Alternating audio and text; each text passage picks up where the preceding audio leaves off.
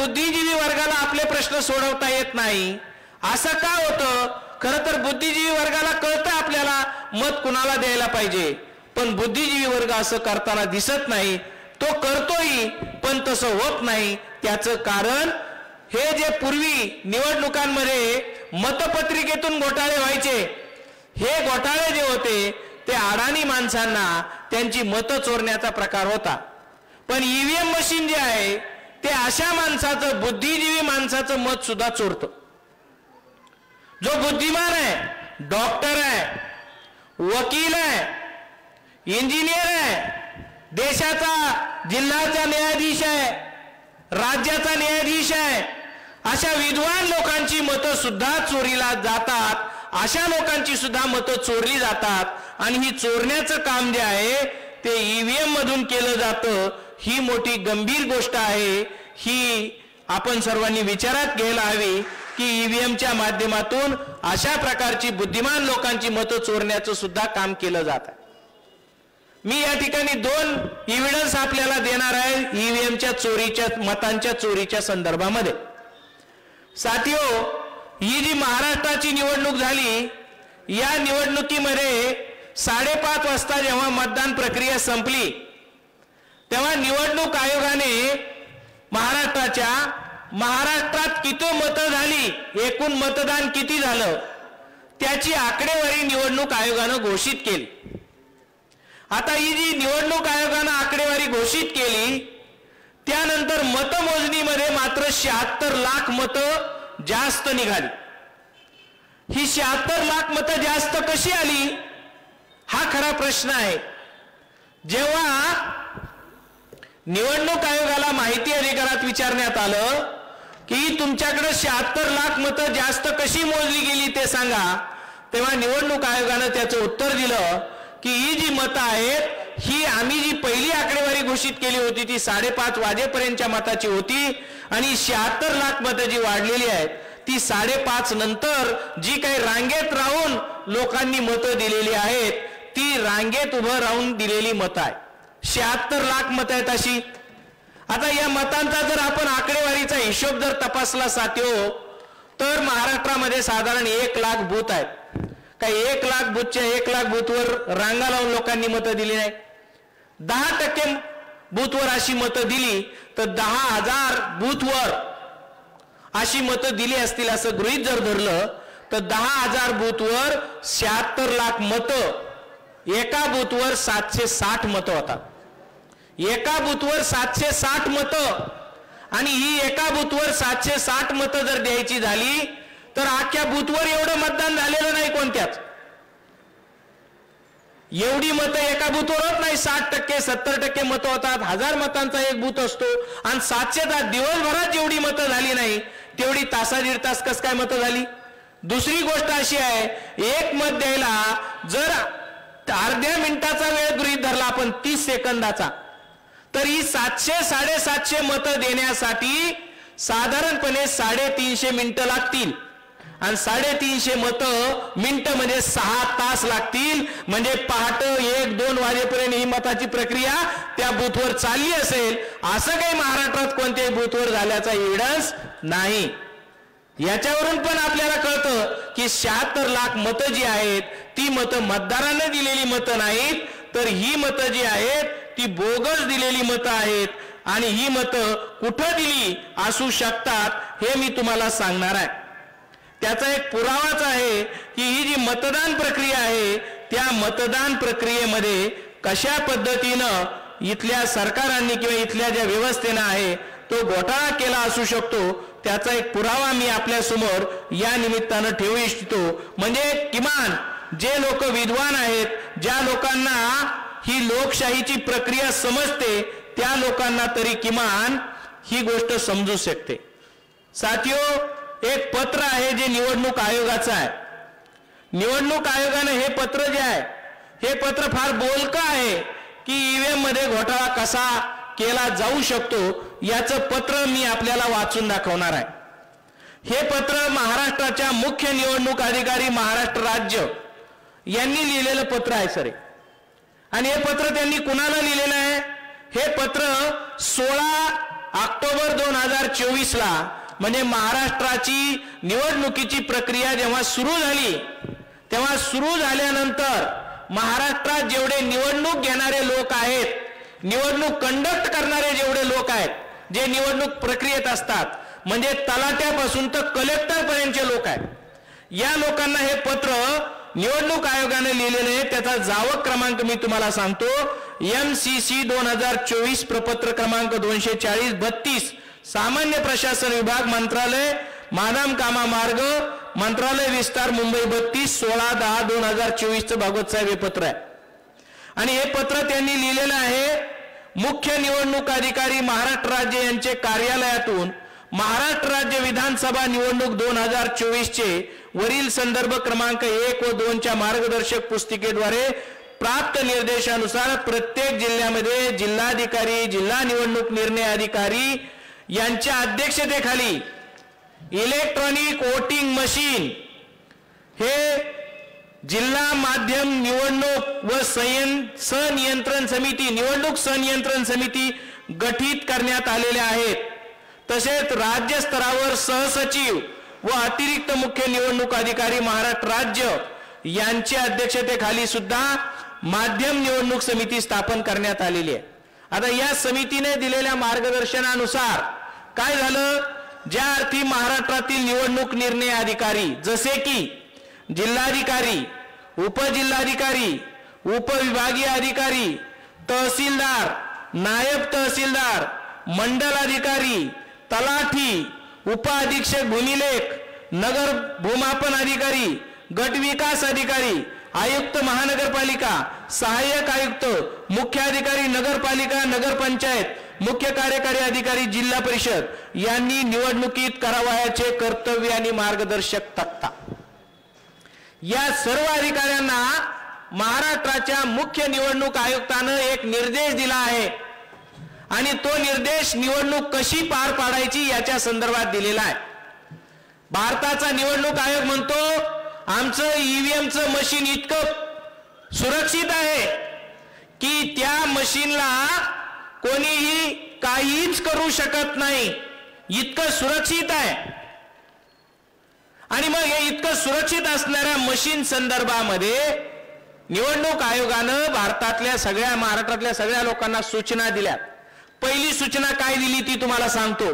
पहिली सूचना काय, मतदान केंद्रावर ठेवलेल्या ईव्हीएम मशीन पासून इंटरनेट सेवा 100 मीटर दूर असली पाहिजे. म्हणजे हे ईव्हीएम मशीनच्या 100 मीटर पर्यंत इंटरनेट सेवा नसली पाहिजे. का? जर इंटरनेट सेवा 100 मीटर पर्यंत असेल तर ईव्हीएम ला त्याच्यापासून धोका आहे असा त्याचा अर्थ आहे. दुसरा एक आदेश दिला त्यांनी, मतदान केंद्रातील विविध पक्षांचे प्रतिनिधी, मतदान प्रतिनिधी यांचे मोबाईल सुद्धा 100 मीटर दूर असले पाहिजेत. कोणीही मोबाईल घेऊन तिथं मतदानाला जायचं नाही. तुम्हाला मतदानाला मोबाईल घेऊन नेऊ दिला का त्यांनी? नाही. का नाही घेऊन दिला? तुम्ही सामान्य माणूस आहात, तुम्ही जर मोबाईल घेऊन गेला तर तुमच्यापासून सुद्धा त्या मशीनला धोका आहे असा त्या निवडणूक आयोगाचं म्हणणं आहे.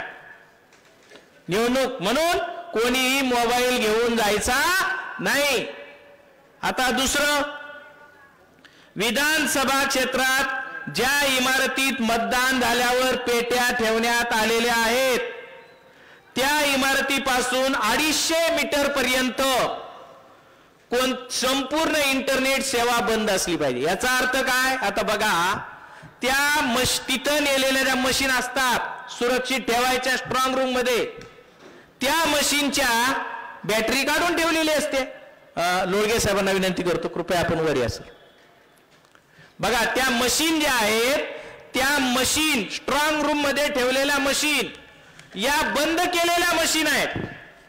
आता जर बंद केलेली मशीन बंद केलेली आहे, तिची बॅटरी काढून ठेवलेली आहे, तर मग अशी मशीन जी आहे तिला कशापासून धोका असला पाहिजे का? नसला पाहिजे. मग जर त्या मशीनला दुसऱ्या कशापासून धोका नाही तर मग इंटरनेट सेवा 250 मीटर दूर का पाहिजे? त्याचं कारण ही मशीन चालू असताना ह्या करता येऊ शकते. निवडणूक आयोगाला असा धोका वाटतो बंद असल्यावर सुद्धा ती कोणी हॅक करल. म्हणजे ही मशीन इतकी भंकस आहे, ही मशीन इतकी म्हणजे ती बंद असल्यावर सुद्धा हॅक करता येते साध्या मोबाईल. असं नियम का? जर ती सुरक्षित आहे तर हे कशाला बंद करायला सांगता तुम्ही? एवढंच नाही, ते असं सांगतात की ज्या दिवशी मतमोजणी असेल त्या दिवशी सुद्धा मतमोजणी प्रतिनिधींचे मोबाईल बंद पाहिजेत आणि ते सुद्धा 100 मीटर दूर पाहिजे हेही सांगतात. म्हणजे मतमोजणीच्या वेळी सुद्धा तिला मोबाईल पासून धोका आहे. दुसरं सांगतात मतदान दरम्यान ईव्हीएम सह व्हीव्हीपीएटी मध्ये जारी केलेला, याची मात्र त्यांनी हे केलेली नाही. त्यांनी काय म्हणलं? मतदानादरम्यान ईव्हीएम सह व्हीव्हीपीएटी मध्ये जारी केलेल्या सर्व स्लिपची 100% मोजणी करून निवडणुकीचे निकाल जाहीर करावे. व्हीव्हीपीएटी 100% मोजलं पाहिजे असं म्हणतात. आणि मात्र निवडणुकीमधल्या घोटाळा झाल्यावर ज्या उमेदवारांना वाटलं त्यांचे कोणाचेच 100% मोजलं नाही यांनी. म्हणजे हा सुद्धा एक प्रकारे घोटाळा करण्याचा भाग आहे. आणखीन एक गोष्ट सांगितली, प्रत्येकी 10 किलो मॅग्नेटचे 4 जॅमर, 10 किलो मॅग्नेट म्हणजे 10 किलोचे 40 किलो मॅग्नेटचे हे जॅमर तयार करायचे आणि ते मतमोजणी इमारतीच्या आजूबाजूने त्यांचा घेराव करून ठेवायचे आहेत. म्हणजे हे मशीन का दुसऱ्या कोणत्या साध्या इलेक्ट्रॉनिक डिव्हाइसनं सुद्धा हे हॅक केलं जाऊ शकतं, म्हणून तुम्ही जॅमर वापरा. या सूचना महाराष्ट्राच्या मुख्य निवडणूक आयुक्तानं महाराष्ट्रातल्या निवडणूक घेणाऱ्या लोकांना सांगितल्यात. हे जर आपल्याला आधी कळलं असतं तर त्याचा अर्थ काय झाला असता? अरे ईव्हीएम मशीन भंकस आहे, काहीच उपयोगाचं नाही आहे. मग ही जी मतं त्याच्यामध्ये आलेली आहेत 76 लाख, ही कशी आलेली आहेत? तर या प्रक्रिया फक्त जनतेसाठी होत्या, पण ज्यांच्या हातात ही सगळी मशीन, ज्यांना हे माहित होतं त्यांनी केलेलं आपल्याला काय माहिती आहे? हे कुणीही करू शकतंय.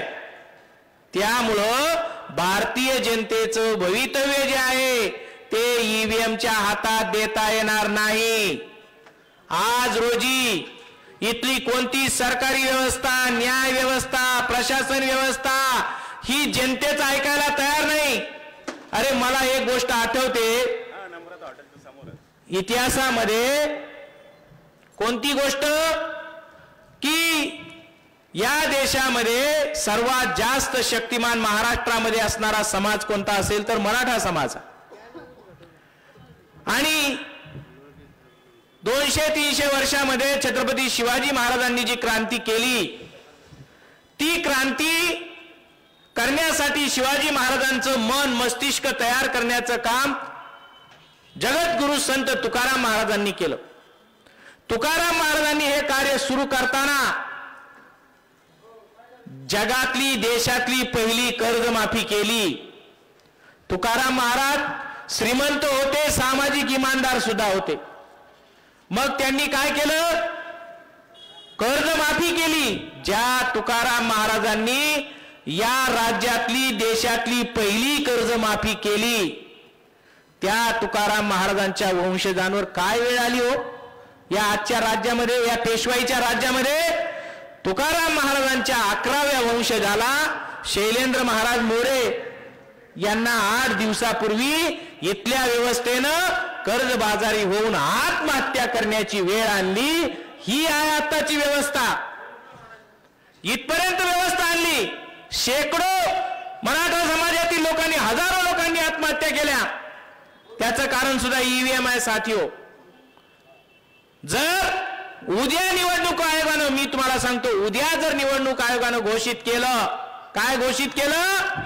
ही ईव्हीएम मशीन आम्ही बंद करणार आहोत आणि मतपत्रिकेवर मतदान घेणार आहोत, असं ज्या क्षणी घोषित होईल त्याच्या दुसऱ्या दिवशी शेतकऱ्यांची कर्जमाफी झालेली असेल, त्याच्या दुसऱ्या दिवशी शेतीला भाव मिळालेला असेल, त्याच्या दुसऱ्या दिवशी भारतातल्या सगळ्या लोकांना मोफत उच्च शिक्षण मिळण्याची व्यवस्था झालेली असेल. कारण का? कारण हा सगळा लाखो करोडो रुपयांचा पैसा जो तिजोरीत आहे तो त्यांना जनतेवर खर्च करावा लागेल. आज ते उद्योगपतींवर खर्च करत आहेत, उद्योगपतींना सवलती देत आहेत. आमच्या समस्त समस्या सुटू शकतात फक्त एका गोष्टीनं, ईव्हीएमचं. हे जे आमच्या स्वातंत्र्याच्या आड जर कोण असेल तर ईव्हीएम आहे. हे आम्ही सगळ्या लोकांनी समजून घेतलं पाहिजे. आज आमच्या सर्व दुःखाचं कारण ईव्हीएम मध्ये दडलेलं आहे. पण ते ईव्हीएम हटवल्याशिवाय आमचे प्रतिनिधी लोक करोडो रुपये खर्च करतात, करोडो रुपये खर्च करतात, त्यांचे वाया जातात, खरा प्रतिनिधीच निवडून येत नाही. ही परिस्थिती लोकशाहीमध्ये असता कामा नये. ती बदलणं आपल्या हातात आहे. ती बदलण्यासाठी आम्ही सगळ्यांनी प्रयत्न केले पाहिजेत. आणि याच्यासाठी मान्यवर मेश्राम साहेबांनी 9 एप्रिलला भारतातल्या सगळ्या जनतेला आवाहन केलेलं आहे की तुम्ही जिल्हाधिकारी कार्यालयावर हजारोच्या संख्येने जमा व्हा, जेल बोरो करा, इथल्या सरकारला कळू द्या, इथल्या व्यवस्थेला कळू द्या, निवडणूक आयोगाला कळू द्या की आम्ही आता हे ईव्हीएम मशीन चालू देणार नाही, आम्ही आता गुलामीत राहणार नाही. हे जर त्यांना कळलं आणि हा जेल बोरो आणि भारत बंद जर आपण यशस्वी केला तर साथियो आपण या देशात स्वतंत्र होऊ शकतो, या देशात लोकशाही स्थापन करू शकतो, या देशात संविधानाचं आणि 85% लोकांच्या कल्याणाचं राज्य येऊ शकतं. अन्यथा तुम्ही किती शिकलेले असा, तुम्ही किती विद्वान असा, तुम्ही किती पैसेवाले असा, इथली व्यवस्था तुम्हाला कोणत्याही क्षणी जेलमध्ये टाकायला आणि जेलमध्ये सडवायला कमी करणार नाही. आम्ही डोळ्यानं पाहतो आमच्या समाजातल्या मोठ्या लोकांची इथली व्यवस्था काय अवस्था करत आहे. ही बदलण्यासाठी हा सगळा जो समाजाला जोडण्याचा जागर मेश्राम साहेबांनी सुरू केलेला आहे. आम्ही सगळ्या लोकांनी कंबर कसून गाव मधल्या लोकांना तयार केलं पाहिजे. ही इथली मुजोर झालेली व्यवस्था जी आहे, अरे 52% जास्त ओबीसी लोक आहे, मोजायला तयार नाही, त्यांना मोजत नाही आहे. आणि शिवाय आमच्या महापुरुषांचा उघड आमच्या डोळ्या देखत अपमान करत आहे. आम्ही पेटून उठलं पाहिजे. संभाजी महाराजांचा अपमान, शिवाजी महाराजांचा अपमान, तुकाराम महाराजांचा अपमान, महात्मा फुल्यांचा अपमान, बाबासाहेबांचा अपमान, अण्णाभाऊ साठेंचा अपमान, दररोज एका महापुरुषाचा अपमान, आमच्या समाजाची सुद्धा लखतर इज्जतीची लखतर वेशीवर टांगण्याचं काम ही व्यवस्था करत आहेत. खून केले जात आहेत आमच्या लोकांचे. हे सगळं जर रोखायचं असेल तर आम्हाला ही व्यवस्था बदलण्यासाठी समोर आलं पाहिजे आणि हा विषय समजून घेतला पाहिजे. या ठिकाणी यासाठी या कार्यक्रमाचं आणि देशभर ही जी यात्रा आहे ती सर्व राज्यांमध्ये 30 राज्यांमध्ये आहे आणि महाराष्ट्राच्या सर्व जिल्ह्यांमध्ये सुद्धा सुरू आहे. आम्ही सर्वांनी या यात्रेच्या निमित्तानं समाजामध्ये जागरण केलं पाहिजे. आपल्या परिचयातील, आपल्या संपर्कातील सर्व नागरिकांना याची माहिती दिली पाहिजे आणि हे जेल बोरो आणि भारत बंद यशस्वी करण्यासाठी प्रयत्न केले पाहिजेत. त्याच्यासाठीच या सभेचं आयोजन करण्यात आलेलं आहे. आपण सर्वजण आणि प्रमुख वक्ते या सभेच्या निमित्ताने इथं उपस्थित झाले. मेश्राम साहेब सुद्धा आपल्याला मार्गदर्शन करण्यासाठी या ठिकाणी आले. त्याबद्दल या सर्वांचं आपणा सर्वांचं स्वागत करतो आणि या ठिकाणी थांबतो. माझं प्रास्ताविक थांबवतो. धन्यवाद साथी.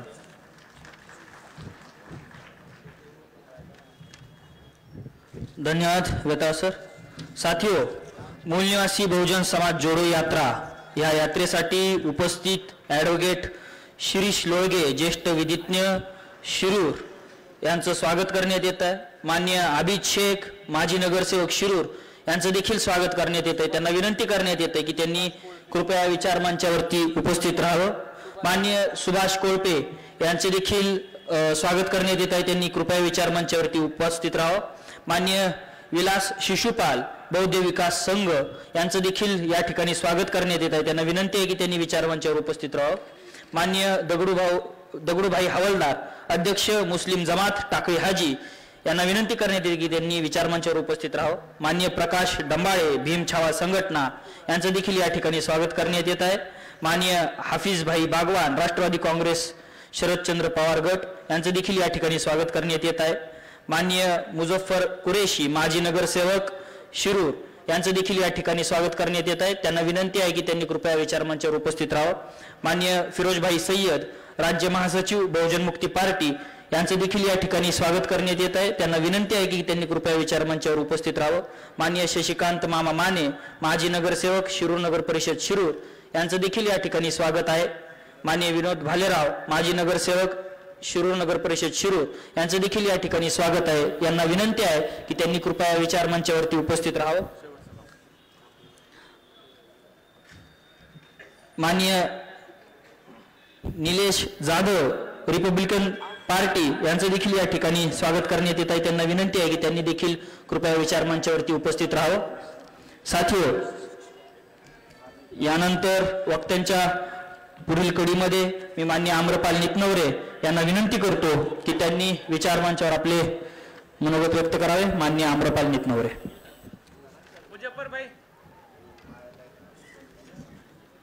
माजी नगरसेवक मुजफ्फरभाई कुरेशी यांना विनंती आहे त्यांनी विचारमंचावर स्थानापन्न व्हावं. जय मूल्यवासी साथियो, आज भारत मुक्ती मोर्चा, राष्ट्रीय पिछड़ा वर्ग मोर्चा, बहुजन क्रांती मोर्चा, राष्ट्रीय परिवर्तन मोर्चा यांच्याद्वारे 9 एप्रिल 2025 रोजी राष्ट्रव्यापी जेल भरो आंदोलनाची तयारीसाठी मूलनिवासी बहुजन समाज जोडो यात्रा ही पूर्ण महाराष्ट्रभर आणि देशभर फिरत आहे. आणि त्याचाच एक भाग म्हणून आज आपण येथे या मूलनिवासी बहुजन समाज जोडो यात्रेचं अभिवादन कार्यक्रम आपण इथे घेत आहोत. साथियो, चोरीचा इतिहास काही भारताला नवा नाही, कारण याच्या अगोदर सुद्धा खूप मोठ्या चोऱ्या पचवल्या गेल्यात. म्हणजे इतिहास चोरीला गेलेला सुद्धा आम्ही पाहिलाय. आम्हाला जसं पाठ्यक्रमामध्ये शिकवलं गेलं की शिवशाही आणि पेशवाई, आपण शिवशाहीलाच पेशवाई किंवा पेशवाईला शिवशाही समजतो. तुम्ही जर या वेगवेगळ्या वाचल्या शिवशाही आणि पेशवाई, तर शिवशाही आणि पेशवाई या एकत्रितरित्या मोगलांच्या विरोधात लढल्या आणि मोगल विजय झाले, पण सत्तेवर मात्र पेशवाई आली. कुठं जुळतंय का बघा. म्हणजे इतिहास चोरीला गेलेला आम्ही इथं पाहिलाय. त्याचबरोबर आमच्या ऐतिहासिक वास्तू सुद्धा चोरीला गेलेल्या आम्ही पाहिल्यात. तुम्ही जर इथं पुण्यामध्ये गेलात तर तुम्हाला लाल महल पाहायला मिळेल. 1 BHK 10x10चा आमचा लाल महल आहे, जेथे शाहिस्ते खानाने 52 लाखाचं सैन्य लपवलं होतं किंवा बसवलं होतं असं म्हणतात. आणि त्याच्या शेजारी मात्र छत्रपती शिवरायांचे जे नोकर होते त्या पेशव्यांचा आलिशान शनिवार वाडा आहे. मग आज रोजी म्हणजे गाड्याचं क्वार्टर मोठं असतं की राजाचा राजमहल, असं जर विचारलं तर राजाचा राजमहल हा मोठा असला पाहिजे, परंतु राजाचा राजमहल हा 1 BHK मध्ये बसवलाय आणि शनिवार वाडा मात्र प्रशस्त दिसतोय. म्हणजे ऐतिहासिक वास्तू सुद्धा आम्ही चोरीला गेलेली पाहिली. यानंतर आमच्या मतांची चोरी, इलेक्ट्रॉनिक वोटिंग मशीनच्या माध्यमातून आमच्या मतांची चोरी करून आमच्या अधिकारांचं हनन केलं जात आहे. आणि जसं आता वेताळ सरांनी सांगितलं की शासक वर्ग हा कोणालाच जुमानायला तयार नाही, कारण त्यांना तुमच्या मतांची गरजच नाही. मग शिक्षकांची पेन्शन असेल, त्याचबरोबर विद्यार्थ्यांसाठी शिक्षण असेल, आरोग्य असेल, या कोणत्याही समस्येकडे ते लक्ष देत नाहीत, कारण त्यांना आपल्या मतांची कोणत्याही प्रकारची गरज वाटत नाही. आता निवडणूक आयोगाचं असं म्हणणं होतं, ज्यावेळेस आपण या मतांच्या चोरीविषयी चर्चा करतो त्यावेळेस निवडणूक आयोग असा म्हणजे लोक असा युक्तिवाद करतात की निवडणूक आयोगाने ज्यावेळेस अपील केलं होतं तुम्हाला, त्यावेळेस तुम्ही का नाही त्यांना सामोरे गेलात. निवडणूक आयोगाने असं अपील केलं होतं, असं आवाहन केलं होतं की मशीनला हात न लावता हॅक करून दाखवा. याचाच दुसरा अर्थ मशीनला हात लावून हॅक करता येतं. आणि बाकीच्या सगळ्या गोष्टी तुम्हाला वेताळ सरांनी सांगितल्या, साहेब सुद्धा त्यांच्या भाषणामध्ये या सगळ्या गोष्टी सांगतील. तंत्रज्ञानाचा बाप ज्याला म्हटलं जातो तो एलॉन मस्क. आता एलॉन मस्क किती मोठा आहे, तर एलॉन मस्क आता ज्या सुनीता विल्यम या अंतराळामध्ये अडकल्यात त्यांना रिटर्न आणण्यासाठी जी व्यवस्था आहे ती नासाकडे उपलब्ध नाही. ती व्यवस्था निर्माण करण्यासाठी एलॉन मस्कची मदत घेतली जाते. इतकं मोठं नाव आहे एलॉन मस्कचं. आणि एलॉन मस्क असं म्हटलं की कमाल आहे, अमेरिकेमध्ये इलेक्शन झाल्या 6 महिने वोटिंग काउंटिंग चालू होतं, बॅलेट पेपरचं काउंटिंग चालू होतं आणि रिकाम टेकड्यांचा असणारा देश यातले नागरिक हे मीडियाच्या प्रभावाखाली म्हणत होते की लवकर वोटिंग झालं पाहिजे, लवकर काउंटिंग झालं पाहिजे. म्हणजे तंत्रज्ञानाचा बाप असणारा व्यक्ती म्हणतो याच्यामध्ये घोटाळा होतो. विकसित राष्ट्र जे एका मिनिटाचा हिशोब करतात, एका मिनिटाची किंमत करतात, ते सुद्धा 6 महिने त्या बॅलेट पेपरच्या काउंटिंगसाठी घेतात. परंतु आमच्याकडे मात्र या चोरीला मीडिया, त्याचबरोबर इलेक्शन कमिशन, त्याचबरोबर सत्ताधारी विरोधी हे सगळेच तुम्हाला यामध्ये इन्व्हॉल्व झालेले दिसतील. तर ईव्हीएम मशीनचा घोटाळा हा नुसता केवळ घोटाळा नसून हा आमच्या स्वातंत्र्याचा घोटाळा आहे. पूर्वी आम्हाला मंत्रांनी फसवत होते, आता यंत्रांनी फसवायला सुरुवात केली आहे. तर हे थांबवलं पाहिजे, यासाठी परिवर्तन यात्रा आहे. कालच आपण शासकीय जी छत्रपती शिवरायांच्या जन्मतारीख जी निश्चित केलेली आहे त्याच्यानुसार आपण अभिवादन केलं. आपण बघितलं की नाचून गाऊन एकदम डीजेच्या तालामध्ये नाचून अभिवादन करण्यात आलं. परंतु मेश्राम साहेबांनी आम्हाला संधी दिली की जरा मर्दाने काम करून आपण छत्रपती शिवरायांना अभिवादन करू. आम्ही इलेक्ट्रॉनिक वोटिंग मशीनचा बंदोबस्त करूनच छत्रपती शिवाजी महाराजांना आणि समस्त आमच्या बहुजन महापुरुषांना अभिवादन करू. लोकशाहीमध्ये अल्पसंख्य लोक हे कधीच बहुसंख्य लोकांवर राज्य करू शकत नाहीत, पण हे सुद्धा जादू ही कमाल या इलेक्ट्रॉनिक वोटिंग मशीनच्या माध्यमातून झालेली आहे. तर साहेबांच्या मार्गदर्शनाखाली आपल्याला राष्ट्रव्यापी जेलभरो आंदोलन 9 एप्रिल रोजी करायचं आहे. मी सगळ्यांना आवाहन करतो, मोठ्या संख्येनं हे आपल्या स्वातंत्र्याचं आंदोलन आहे आणि डॉक्टर बाबासाहेब आंबेडकर असं म्हणतात की स्वातंत्र्याचं मूल्य हे तुमच्या जीवापेक्षा सुद्धा मोठं आहे. त्यासाठी आम्ही जीवाची बाजी लावू आणि हे आंदोलन यशस्वी करू एवढीच ग्वाही देतो आणि थांबतो. मला बोलण्याची संधी दिली याबद्दल आयोजकांचं मी धन्यवाद व्यक्त करतो आणि थांबतो. जय मूलनिवासी. धन्यवाद सर.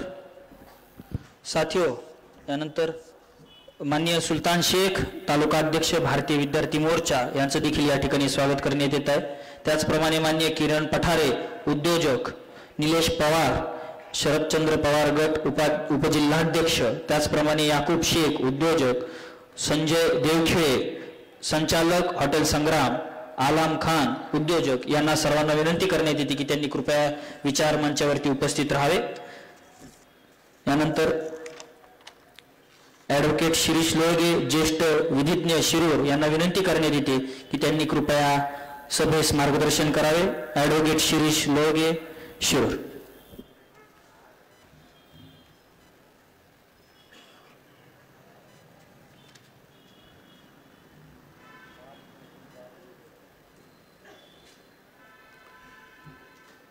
आजच्या या कार्यक्रमाचे प्रमुख वक्ते सन्माननीय वामनजी मेश्राम साहेब, त्याचप्रमाणे व्यासपीठावर विराजमान असलेले डॉक्टर ससाने, डॉक्टर बेदरे, सन्माननीय मुन्नाबाई, त्याचप्रमाणे या ठिकाणी कोळपे सर, वेताळ सर, राष्ट्रवादी काँग्रेस शरदचंद्र पवार गटाचे शहराध्यक्ष मुजफ्फरभाई कुरेशी, शिशुपालजी आणि समोर बसलेले सर्व श्रोते.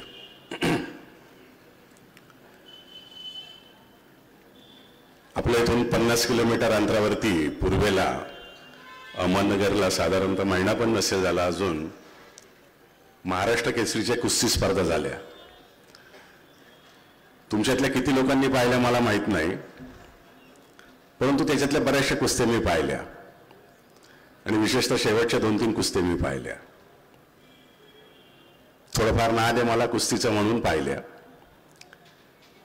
त्याच्यामध्ये जी कुस्ती झाली ती तथाकथित विद्यमान महाराष्ट्र केसरी मोहोळ आणि दुसरी एक कुस्ती झाली त्याच्यामध्ये विरोधी बाजूला जो होता तो मला वाटतं राक्षे, शिवराज राक्षे. तर ही सेमीफायनलची कुस्ती झाली. तर तुम्ही आणि टीव्हीवर जर ती कुस्ती पाहिली असेल तर तुम्ही सगळ्यांनी पाहिलं असेल की शिवराज राक्षेची पाठ दोन्ही खांदे काही जमिनीला टेकलेले नव्हते, तरी देखील त्याला आऊट देण्यात आलं. ते कोणाकडून आऊट देण्यात आलं? रेफरीकडून आऊट देण्यात आलं. तर रेफरीचं नाव तुम्हाला माहिती आहे का? कुणाला माहिती असेल तर हात वर करा. तुम्हाला माहिती आहे? त्या रेफरीचं नाव तुम्हाला माहिती आहे पण तुमच्या नजरेसमोर येत नाहीये. आणि त्या रेफरीचं नाव आहे भारतीय इलेक्शन कमिशन.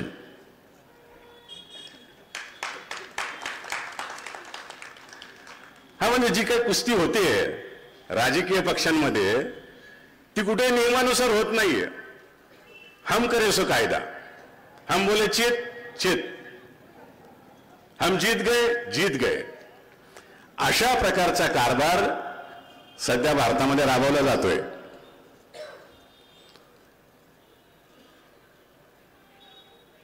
अतिशय भयावह परिस्थिती सध्या भारतामध्ये निर्माण झालेली आहे आणि त्याचं मूळ जे कारण आहे ते त्या वोटिंग यंत्रामध्ये दडलेलं आहे. तुम्ही वामन मेश्राम साहेबांना माना अथवा न माना, तुम्ही जर कुठल्याही पक्षाचे असा, कुठल्याही विचारधारेचे असा, पण तुम्ही जर लोकशाहीला मानत असाल तर केवळ एक सुरुवातीपासून ते आज तागायत त्या मशीन विरुद्ध लढणारा एक योद्धा म्हणून तुम्ही वामन मेश्राम यांच्या पाठीमागे उभं राहायला पाहिजे असं माझं प्रामाणिक मत आहे. मला माहित नाही किती वर्षांपूर्वी या ठिकाणी सभा झाली होती. माजी आमदार 19 म्हणजे 5 वर्षापूर्वी सभा झाली होती आणि आता माजी आमदार सन्मान्य अशोक बापू पवारही येत आहेत या ठिकाणी. ते देखील त्या सभेला होते आणि मी देखील त्या सभेला होतो आणि याच ठिकाणी मी त्या सभेला संबोधित करताना भाषण केलेलं होतं, मला आठवतंय. इंग्लिशमध्ये एक वाक्प्रचार वापरला जातो की Caesar's wife must be above suspicion. सीझरची बायको ही संशयाच्या घेऱ्यातून बाहेर असली पाहिजे. सीझर हा मोठा राजा होऊन गेला आणि त्याच्या बायकोचं वर्तन असं असलं पाहिजे की तिला संशयाने कुणी तिच्याकडे बोट दाखवता कामा नये. ती कितीही सत्शील असली आणि रात्रीच्या 2 वाजतावरती रस्त्याला फिरायला लागली तो लोक निश्चितच कुसबुस करणार, बोट दाखवणार. त्यामुळे सीझरच्या बायकोने आपलं वर्तन असं ठेवलं पाहिजे की ती संशयाच्या घेऱ्यामध्ये येता कामा नये. हा वाक्प्रचार मी का सांगितला तर त्याचं कारण असं आहे की जसं म्हटलं जातं की Caesar's wife must be above suspicion, तसं the election process in India should be above suspicion. हे मला या ठिकाणी सांगायचंय. वेताळ सरांनी विस्ताराने सांगितलं की यंत्र कसं हॅक करता येतं वगैरे वगैरे वगैरे. 1 तारखेला 1 जानेवारीला जी एक सभा झाली होती वामन मेश्राम साहेबांची कोरेगाव भीमा येथे, त्या सभेत देखील मी गेलेलो होतो आणि त्या सभेमध्ये देखील मी बोललेलो होतो. तोच मुद्दा या ठिकाणी परत सांगतोय मी. मशीन हॅक करायला पाहिजे कशाला? म्हणजे एक मत तर आहे वेताळ सरांचं माझं की मशीन में गड़बड़ है, मशीन में गड़बड़ है, लेकिन उसके लिए हैक करना जरूरी नहीं है.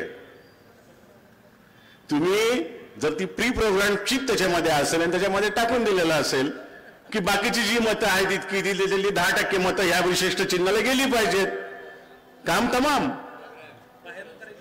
बाहेरून काहीच करायची गरज नाहीये. आणि ज्यावेळेला सगळे लोक शंखनाद करतायत की आम्हाला नकोय हे वोटिंग मशीन नकोय, त्यावेळेला तुम्ही काय 8 तास धरताय? तुम्ही 8 तास का धरताय की मशीनवरच इलेक्शन झालं पाहिजे.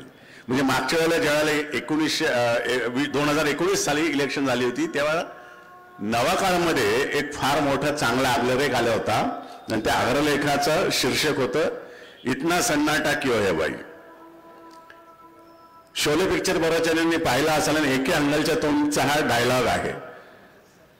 ज्या वेळेला त्याचा मुलगा मृत्युमुखी पडतो आणि गावातले लोक घेऊन त्या मुलाला येतात आणि कुणी काहीच बोलत नाही, लोकांच्या पावलांचे आवाज येतात, त्यावेळेला एके अंगालीचं हे तुमचं वाक्य की इतना सन्नाटा क्यों है भाई. आणि त्या शीर्षकाचं अग्रलेख प्रकाशकांनी लिहिला होता की भारतीय जनता पक्षाचा त्या ठिकाणी एवढा मोठा विजय झालेला आहे आणि कुठं साजरा होत नाही तो विजय, असं का घडतंय? म्हणजे मी ससाने डॉक्टरांकडे संशयाने पाहतोय की ससाने डॉक्टरांनी बहुतेक तिकडे मत टाकलेलं दिसतंय आणि ससाने डॉक्टर माझ्याकडे संशयाने पाहतात की लोळगे वकिलांनी बहुतेक तिकडे मत टाकलेलं दिसतंय. आणि त्यामुळे कुणीच आनंद उत्सव साजरा करत होतो ना. ससाने डॉक्टर नाचत होते ना शिरीष लोळगे फटाके फोडत होते. ही परिस्थिती निर्माण झाली होती आणि ही समजून घेण्याची गरज आहे. हरकत नाही, कुठलाही पक्ष आहे आमचं त्याच्याबद्दल विरोध दुमत असण्याचं कारण नाही. लोकशाही प्रक्रिया आहे, प्रत्येकाला आपापला प्रचार करण्याची आपली मतं मांडण्याची मुभा आहे. पण त्या ठिकाणी जी कुस्ती होते ती कुस्ती न्यायरीतीने झाली पाहिजे. जसं मी मगाशी उदाहरण दिलं त्याचं कारण एकच आहे. मगाशी उदाहरण देण्याचं काय की ज्या ठिकाणी त्या पैलवानाची पाठ मॅटला लागलेली नसताना तुम्ही त्याला आऊट देताय, तोच प्रकार सध्या इलेक्शनच्या बाबतीत भारतामध्ये सुरू आहे. ही फार मोठी आणि गंभीर गोष्ट आहे. कळत नाहीये तुम्हाला अजूनही, फार मोठी गंभीर गोष्ट आहे. अशाच प्रकारे जर चालत राहिला तर पुढची किती वर्ष ह्याच प्रकारे सत्ता मिळवली जाईल आणि ह्याच प्रकारे तुमच्यावरती राज्य केलं जाते हे मी सांगू शकत नाही. आणि मग त्याला जर का प्रत्युत्तर द्यायचं असेल तर ते आंदोलन उभं केलं पाहिजे. कुठल्याही प्रकारे आंदोलनाची सुरुवात ही नेहमी छोटी असते. ज्या वेळेला तुम्ही मोठा तो दिवाळीला बॉम्ब लावता, त्याला ज्या वेळेला उदबत्ती लावता त्या ठिकाणी तर वातीचा उजेड केव्हा एवढा एवढा पडतो, पण ज्यावेळेला त्याचा स्फोट होतो फटाक्याचा तो फार मोठा असतो. त्यामुळे मेश्राम साहेब तुम्ही वात लावा, बत्ती द्या, त्या सुरुंगाला बत्ती द्या, त्याचा स्फोट एक दिवस निश्चितच होईल मोठा आणि त्या स्फोटामध्ये ही सगळी व्यवस्था उघडून जाईल. काल शिवजयंती या ठिकाणी साजरी झाली. आमच्या कोर्टाला सुट्टी असते शिवजयंती दिवशी, त्यामुळे आमच्या कोर्टाच्या बार रूम मध्ये आम्ही आज शिवजयंती साजरी केली.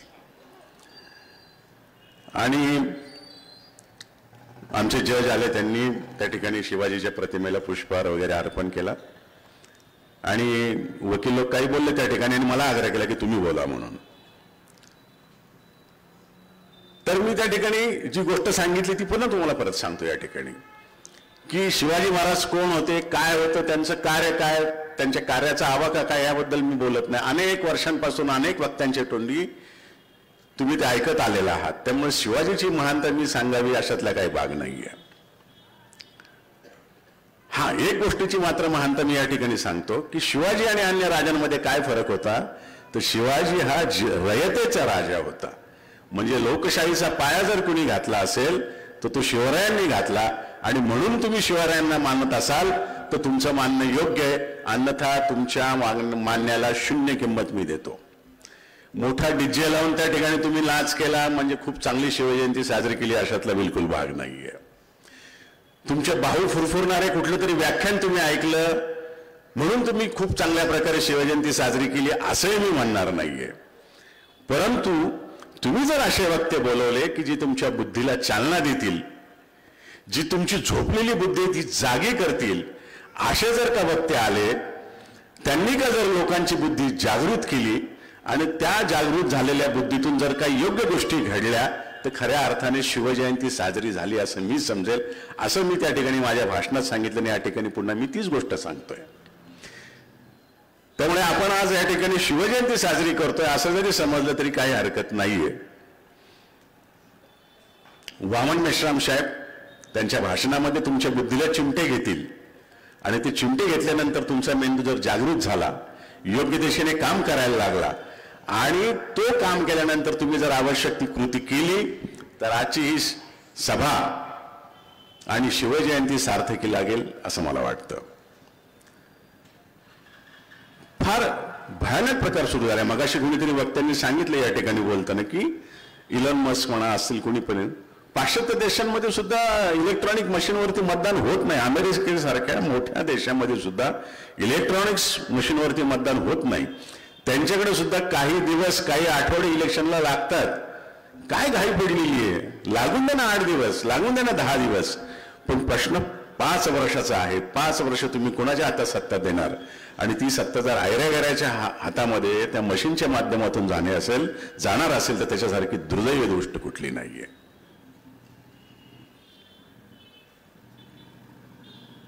मशीनचा हा जो काही अत्याचार तुमच्या आमच्यावरती होतोय तो संपवण्यासाठी म्हणून या ठिकाणी वामन मेश्राम साहेबांनी युद्ध छेडलेले आणि त्या युद्धामध्ये आपण सर्वांनी त्यांच्याबरोबर थांबणे आपलं कर्तव्य. तुम्ही त्यांच्याबरोबर राहाल अशी मला आशा नव्हे खात्री आहे. एवढं या ठिकाणी बोलतो आणि मी थांबतो. धन्यवाद. धन्यवाद लोळगे साहेब. साथियो, यानंतर डॉक्टर रवींद्र पठारे यांना विनंती करण्यात येते की त्यांनी कृपया विचार मंचावरती उपस्थित राहावे. त्याचप्रमाणे माननीय सुमेध साबळे, जिल्हाध्यक्ष बामसेव ग्रामीण, आणि प्रीतम चंबलिया उद्योजक शिरूर यांना विनंती करण्यात येते की त्यांनी विचारमंचावरती उपस्थित राहावे. वक्त्यांच्या पुढील कडीमध्ये माननीय डॉक्टर मगन ससाने राष्ट्रीय कार्याध्यक्ष बामसेफ नवी दिल्ली यांना विनंती करण्यात येते की त्यांनी आजच्या कार्यक्रमाचे उद्घाटक माननीय अशोक बापू पवार माजी आमदार शिरूर यांचे या कार्यक्रमात आगमन झालेले आहे. त्यांचे स्वागत करण्यात येत आहे. त्यांनी कृपया विचारमंचावरती उपस्थित व्हावे त्यांना विनंती आहे.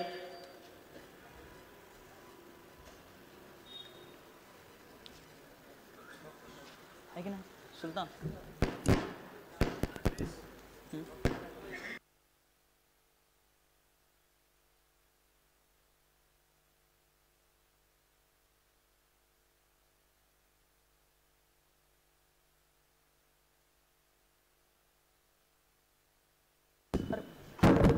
हॅलो. डॉक्टर मगन ससाने यांना विनंती करण्यात येते की त्यांनी आपले वक्तव्य करावे. माननीय डॉक्टर मगन ससाने.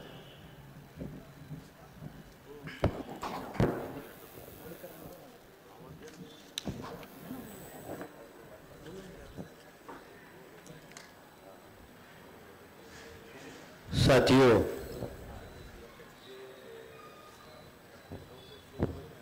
मूल निवासी बहुजन समाज जोडो यात्रा च्या माध्यमातून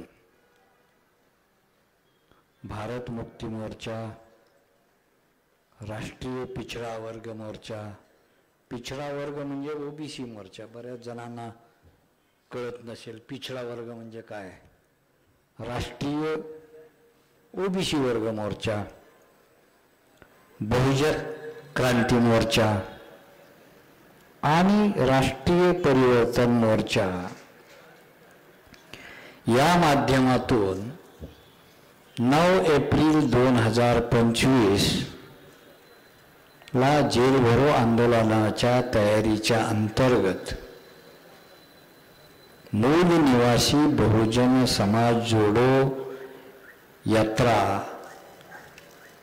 हा कार्यक्रम शिरूरमध्ये चालू आहे. आणि या कार्यक्रमासाठी उपस्थित मान्यवर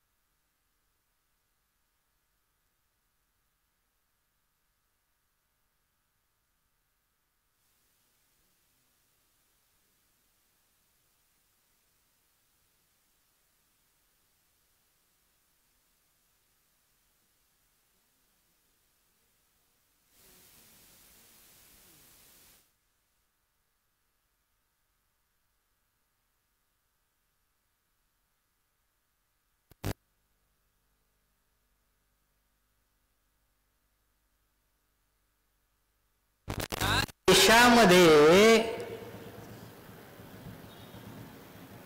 अदर बॅकवर्ड कास्टची जनगणना होत नाही ती करणे.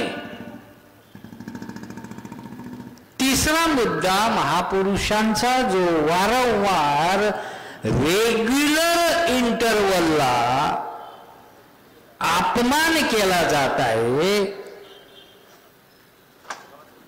त्याच्या विरोधात. आता महापुरुषांचा कोणाकोणाचा अपमान होत आहे?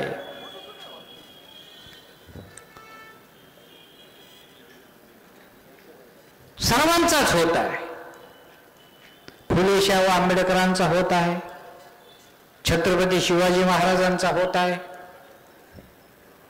मोहम्मद पैगंबरांचा होत आहे, जिजसचा होत आहे, बुद्धांचा होत आहे. सर्व महापुरुषांचा अपमान होत आहे. अजून बरेच मोठी लिस्ट आहे. आणि ही अपमान करणारी एक यंत्रणा स्पेशल हेच काम करत आहे. असं होऊ नये या विरोधात आपण ही बहुजन सर्वात महत्वाचं जे आहे, इलेक्ट्रॉनिक वोटिंग मध्ये जो घोटाळा म्हणजेच इंग्लिश मध्ये फ्रॉड करून जे इलेक्शन जिंकलं जातं, हे एकमेव सर्व समस्याचं मूळ आहे. एकमेव सर्व समस्येचं मूळ आहे. मी असं का म्हणतो? हे सर्व समस्येचं मूळ काय आहे? त्याचं कारण असं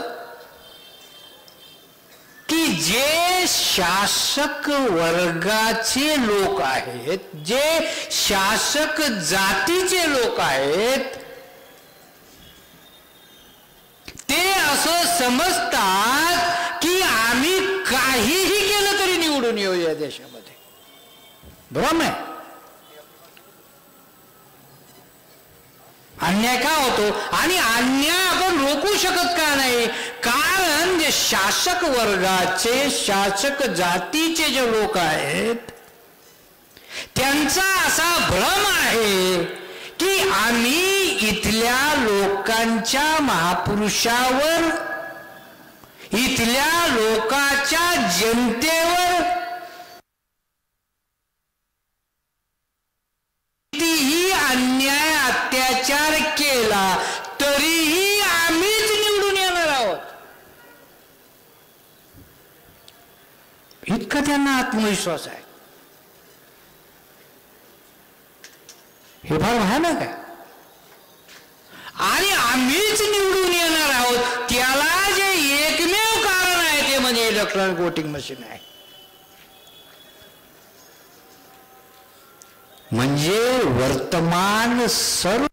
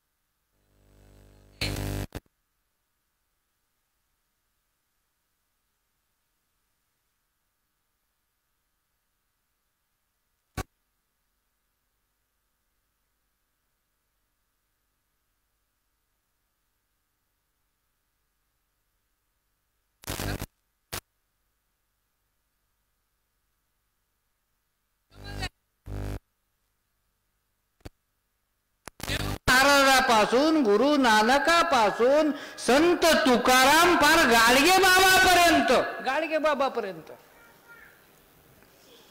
सगळे संत, कुणीही इंग्रजाच्या विरोधात लढला नाही, कुणीही मोगलाच्या विरोधात लढला नाही. काय कारण आहे? सर्व ब्राह्मणी व्यवस्थेच्या विरोधात लढले. हा इतिहास आहे. आणि म्हणून यांच्या हत्या सुद्धा मोगलांनी किंवा इंग्रजांनी केल्या नाहीत. ज्या व्यवस्थेच्या विरोधात हे लढत होते त्या ब्राह्मणी व्यवस्थेने यांच्या हत्या केल्यात.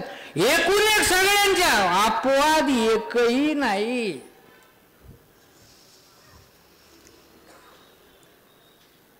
आणि म्हणून इतिहासा जो सार आहे इतिहासाचा तो हा आहे की 1950 पूर्वी या देशामध्ये जी लढाई चालू होती ती कोणाविरुद्ध चालू होती?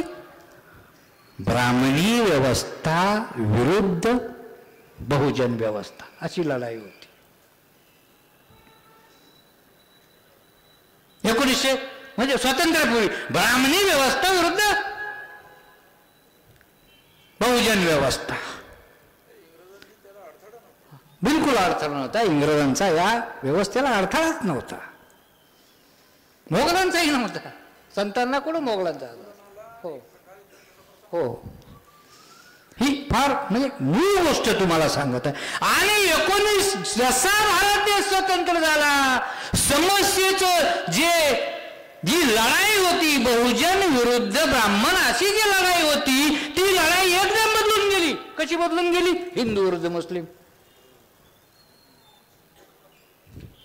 लढाई. आज काय? हिंदू विरुद्ध मुस्लिम.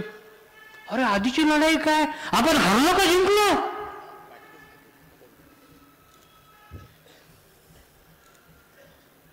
आपण हरलो का जिंकलो? हरलोही नाही जिंकलो. ती लढाई कुठे गायब झाली?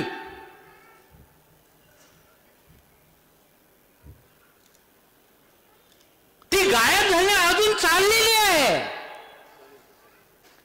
आणि त्या लढाईचं नेतृत्व आपण करत आहोत. मान्य वामन मेश्राम साहेब करत आहेत.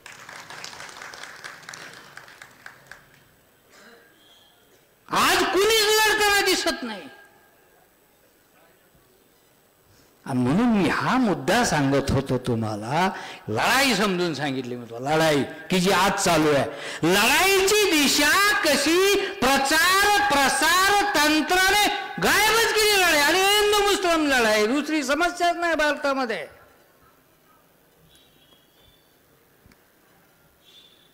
कुंभमेळ्यात सुद्धा मुस्लिम लोकांनी स्टॉल लावू नयेत. स्टॉल लावले तर त्याच्यावर नाव लिहावा काय? द प्रचार प्रसार तंत्र. तिथं पण लढाई चालू आहे. तर सांगायचा मुद्दा म्हणजे आता ही लढाई हत्याराची नाही राहिलेली आहे. पूर्वी हत्याराची होती. आता ही हत्याराची लढाई नाही.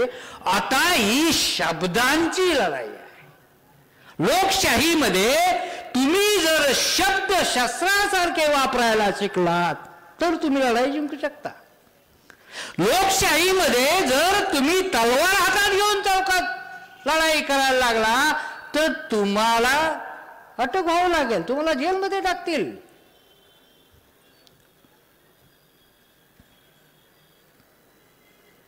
मग आता जी ब्राह्मण विरुद्ध बहुजन लढाई मी त्या पॉइंटला तुम्हाला नेत आहे. लढाई मूळ मुद्द्यावर येत आहे. ही बहुजन समाज जोडो यात्रा म्हणजे काय? ही तुम्ही समाज तयार नाही केला बहुजन आणि तो लढला नाही तर आपण कसे लढलाच नाही तर आपण कसे जिंकू? आणि म्हणून मित्रांनो लोकशाहीमध्ये डेमोक्रेसीमध्ये ब्राह्मण समाजाची सगळ्यात मोठी जर समस्या असेल ती काय माहिती आहे तुम्हाला? पहिली समस्या त्यांची पहिली समस्या की जी परमनंट समस्या आहे त्यांची. परमनंट कोणती समस्या आहे? की ते संख्येने कमी आहेत. किती आहेत? 3.5% आहेत. ही पहिली ब्राह्मणाची समस्या आहे. आणि दुसरी ब्राह्मणांची जी समस्या आहे विदेशी आहेत. मग महत्वाचं समजून सांगतोय मी तुम्हाला. लढाई समजून सांगतोय. ही लढाई आहे कार्यक्रम नाही आहे. ते विदेशी आहेत. बरं विदेशी आहेत हे मी म्हणतोय का? अजिबात नाही. आता डीएनए म्हणतोय. त्यापूर्वी सगळे ब्राह्मणांचे नेते म्हणत होते आम्ही विदेशी आहोत. हजारो पुरावे आहेत. फोरेबंद पुरावे सांगतो. नेहरूंचं डिस्कव्हरी ऑफ इंडिया. त्यानंतर सगळ्यात मोठा ब्राह्मणाचा लीडर तो गुजरातचे टंकारा गावचे सरस्वती, दयानंद सरस्वती, स्वामी दयानंद सरस्वती. हिंदू गाली, ते तर काय म्हणतात, हिंदू गाली आहे, गाली. मी नाही म्हणत, ते म्हणतात. त्यानंतर पंडित जवाहरलाल नेहरूने इंदिरा गांधीला लिहिलेलं पत्र आहे. काय पत्र आहे? इंदिरा गांधीला पत्र लिहितात नेहरू की आपल्याला देवाने इथल्या लोकांवर राज्य करायला पाठवलंय, इथल्या लोकांवर. हो, आपण भारतीय नाही आहोत आणि राज्य करायला इथे पाठवलंय, हे साधारण गोष्ट नाही. त्यानंतर गांधीजी पत्र लिहितात इंग्रजांना आफ्रिकेहून. काय? We are the people from same stock. म्हणजे तुमचं रक्त, म्हणजे इंग्रजांना ते म्हणतात तुमचं रक्त, तुमचं मूळ, स्टॉक म्हणजे मूळ, तुमचं मूळ आमचं मूळ एकच आहे.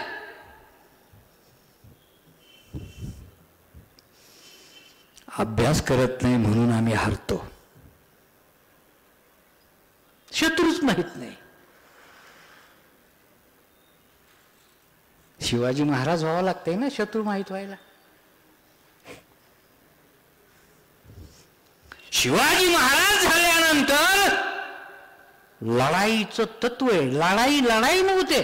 शिवाजी महाराज झाल्यानंतर त्यांनी एक नवीन लढाईचं तत्व सुरू केलं, ते म्हणजे गनिमी कावा. का गनिमी कावा? का गनिमी कावा या शब्दाचा अर्थ आहे, गनिम म्हणजे शत्रू, शत्रूच्या विरोधात केलेलं स्ट्रॅटेजी, प्लॅनिंग म्हणजे कावा, गनिमी कावा. आता गनिमी कावाच का? मी जेव्हा विचार करत होतो, मला विचार करता करता असं बघ, शिवाजी महाराजांनी गनिमी कावा का शोधला? कारण त्यांना माहित होतं की स्वराज्याचा जो छुपा शत्रू माझ्या बरोबर आहे त्याला सुद्धा माझी युद्धनीती कळू नये म्हणून गनिमी कावा. साधारण गोष्ट नाही. गनिम म्हणजे शत्रू, शत्रू बरोबर लढायचंय, पण शत्रूचे जे लोक आमच्या बरोबर रोज राहतात त्यांना कळलं तर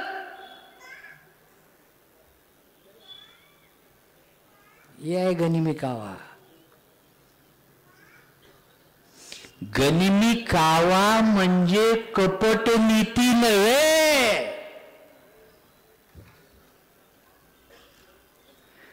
गनिमी कावा म्हणजे कपट नीती नव्हे.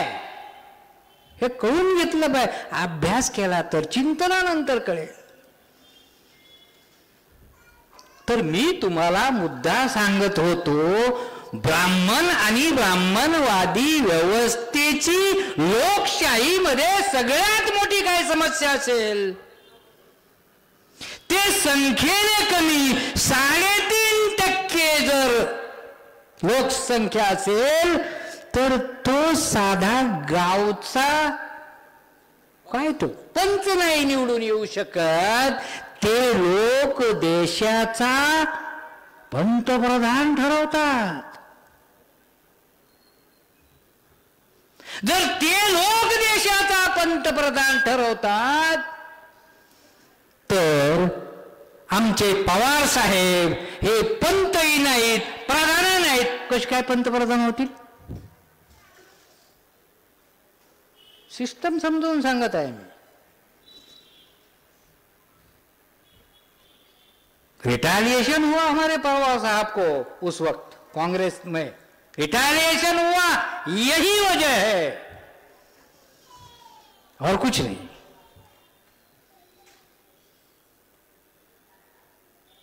तो आणि म्हणून 3.5% ब्राह्मणांना जर डेमोक्रेसीवर कब्जा घ्यायचा असेल, काहीतरी करावं लागेल ना, करावं लागेल ना, रणनीती करावं लागेल ना. म्हणून बहुजन समाजा जर तुम्हाला सक्सेस व्हायचं असेल तर तुम्हाला शत्रूच्या रणनीतीचा अभ्यास करावा लागेल. त्या रणनीती परास्त करून तुमची रणनीती पुढे न्यावा लागेल, तरच तुम्ही जिंकू शकता. हे गनिमी काव आहे, हे गनिमी काव आहे. आणि म्हणून मग 3.5% लोक जे आहेत, जे अल्पजन आहेत, अल्पजनांना बहुसंख्य मध्ये रूपांतर करण्यासाठी मग त्यांनी प्रचार केला. हिंदू हिंदू झाले 3.5%. जे मायनॉरिटी होते ते हिंदू म्हणून मेजॉरिटी झाले. तर बरंच काही बोलता येईल, पण मी तुम्हाला फक्त क्रक्स सांगतो की त्याने हिंदू म्हणून स्वतःला म्हणायला लागले आणि जे मायनॉरिटी होते हिंदूच्या नावाखाली ते मेजॉरिटी झाले आणि मेजॉरिटी झाल्यावर देशावर कब्जा घेतला.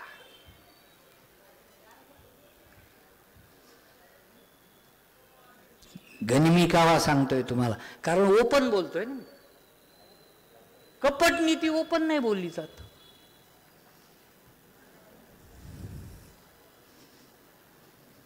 आणि हेही हिंदुत्ववाद जो आहे तो भामसेपच्या वारंवार प्रचार तंत्रामुळं फेल झाला.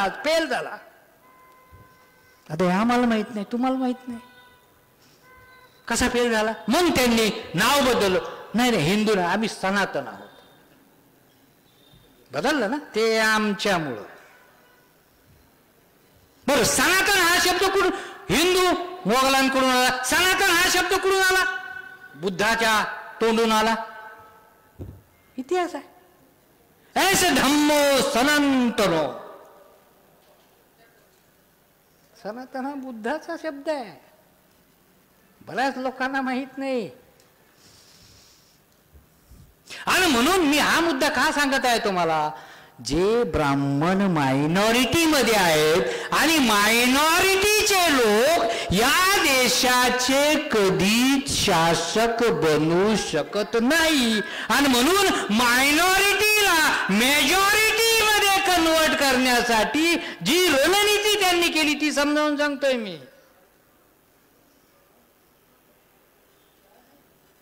आम्ही त्याचे शिकार आहोत म्हणून ते जिंकतात.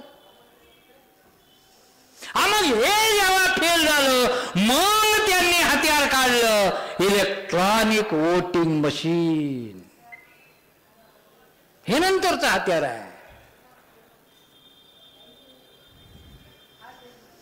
तुम्ही कोणालाही मत द्या, म्हणजे इलेक्ट्रॉनिक वोटिंग तुम्ही कोणालाही मत द्या, निवडून आम्हीच येणार असं ओपन बोलतात. तुम्ही कुणालाही मत द्या, आम्हीच निवडून येणार. आता प्रश्न राहतो असा की लोकशाहीचा जो सिद्धांत आहे त्या सिद्धांताविरोधात आज सरकार आहे. कसं सिद्धांत? कारण ब्राह्मण मायनॉरिटी मध्ये आहे आणि तो जे चालवतो आणि आम्ही मेजॉरिटी असून आम्ही एकतर मतदान करण्याच्या लाईनीत उभा असतो, नाही तर दुसरं तिकीट मागण्याच्या लाईन मध्ये असतो. तिकीट मागण्याच्या लाईन मध्ये, कारण 85% लोकांचा एकही राष्ट्रीय पक्ष नाही. असायला पाहिजे, नाही.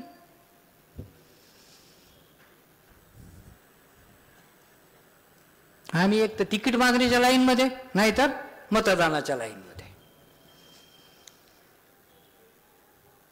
हे आहे. आणि म्हणून आम्ही या देशात आता काय झालं, काही बहुजनाचे पक्ष जशी कोंबडी असते, कोंबडी तिचे पिल्ल असे पंख पसरते आणि पखाडाखाली घेते. असे तुम्ही जर बघितलं असेल खेडेगावमध्ये की कोंबडीला पिल्ल अशी पखाडाखाली घेते, तसे काँग्रेसने काही पक्ष असे घेतलेत पकडाखाली. असे बीजेपीने काही पक्ष असे पकडाखाली घेतलेत.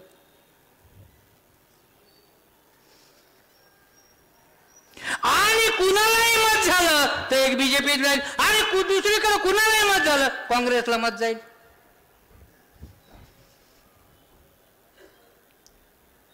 यांनी काय झालं, काँग्रेस बीजेपी 10 वर्ष बीजेपी 10 वर्ष काँग्रेस, 10 वर्ष बीजेपी 10 वर्ष काँग्रेस. मला वाटतं आता 15-15 वर्ष केलेलं दिसतंय. हसण्याची गोष्ट नाही, ही साधारण गोष्ट नाहीये. आता बहुतेक राहुलचा नंबर आहे. मी सांगतो भविष्यवाणी, आणि ते ईव्हीएम मुळे आहे. कारण ईव्हीएमच काँग्रेसने आणलंय, बीजेपीने आणलं. बऱ्याच लोकांना माहित नाही. इंदिरा गांधीने ईव्हीएम आणलंय. इंदिरा गांधीने राहुल गांधीची आजी तिने ईव्हीएम आणलंय. काय ईव्हीएम आणलं, कारण ईव्हीएम जेव्हा परदेशामध्ये वापरलं जात होतं आणि परदेशामध्ये ईव्हीएम मध्ये घोटाळा करून निवडून येतं, म्हणून त्या सर्व देशाने ईव्हीएम बॅन केलं. का बॅन केलं, कारण यामध्ये घोटाळा करून येतो. मग इंदिरा गांधीने विचार केला, अरे ईव्हीएम मध्ये घोटाळा करून निवडून येत येतं असं आहे, मग ते आमच्या कामाचं आहे. इंदिरा गांधी काय म्हणले, मग हे घोटाळा करून निवडून येतात, अरे मग हे आपल्या कामाचं आहे. मग लगेच ते इंदिरा गांधीने आणलं. आणि 2004-2009चं इलेक्शन काँग्रेसने घोटाळा करून निवडून आणलं. काँग्रेसने, सोनिया. किती लोकांना माहिती आहे, आम्हाला माहितीच नाही, कारण मीडिया कसं सांगेल तुम्हाला. मग घोटाळा करून निवडून आणलं. मग अडवाणीजी, जीवेल नरसिंहराव आणि सुब्रमण्यम स्वामी तो घोटाळा बाहेर काढला. सुप्रीम कोर्टात केस फाईल केली. सुप्रीम कोर्टाने निर्णय दिला. काय निर्णय, सुप्रीम कोर्टाने निर्णय दिला की या देशामध्ये ईव्हीएम मुळे फ्री फेअर ट्रान्सपरंट इलेक्शन होत नाही. सुप्रीम कोर्टाचा निर्णय. आता याच्यातला एखादा म्हणला, हो घोटाळा कसा काय होईल, शक्य आहे का, तुम्हारी क्या औकात सुप्रीम कोर्ट से ज्यादा है, अगर आप बात करते हो घोटाळा रे होता.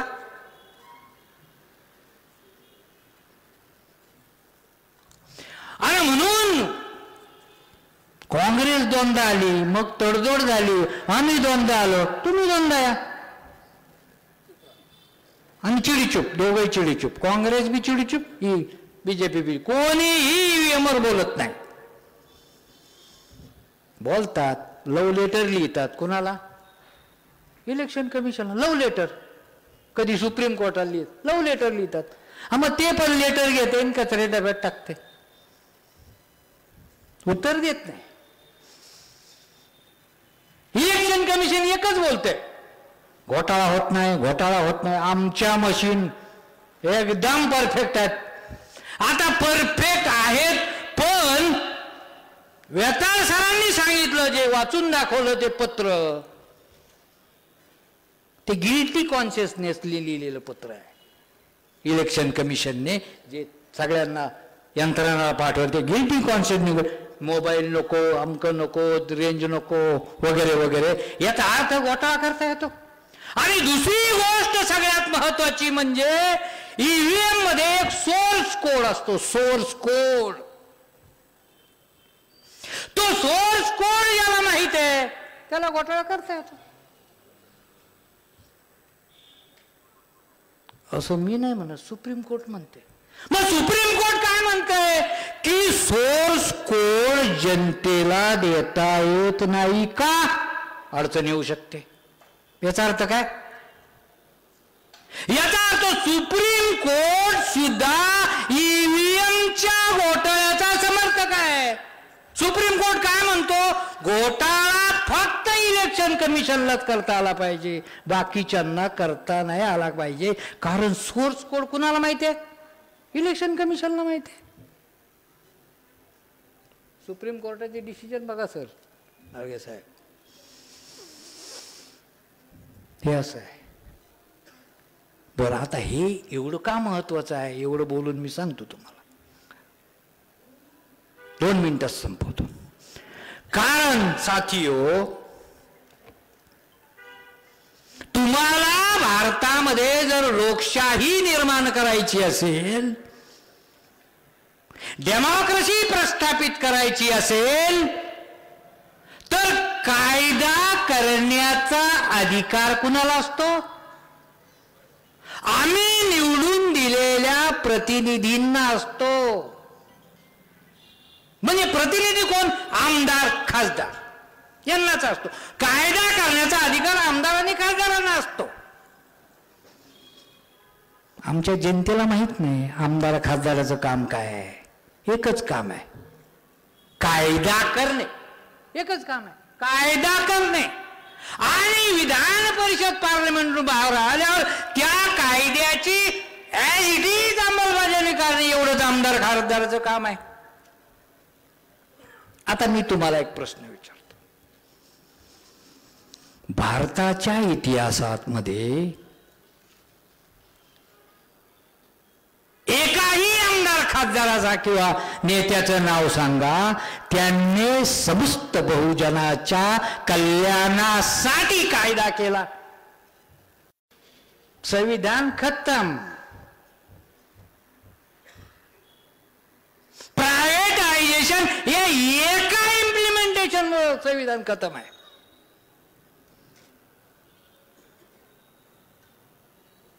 ईएम कुठं बनतं? कारखान्यात बनतो. कारखान्यात. जर ईव्हीएम कारखान्यात बनत असेल,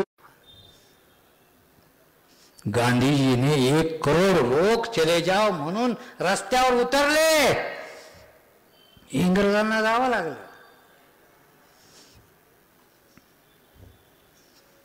आपल्यालाही गांधीचं अनुकरण करावं लागेल. कसं? जन आंदोलन निर्माण करून आम्हाला सुद्धा चले जाओ म्हणावं लागेल.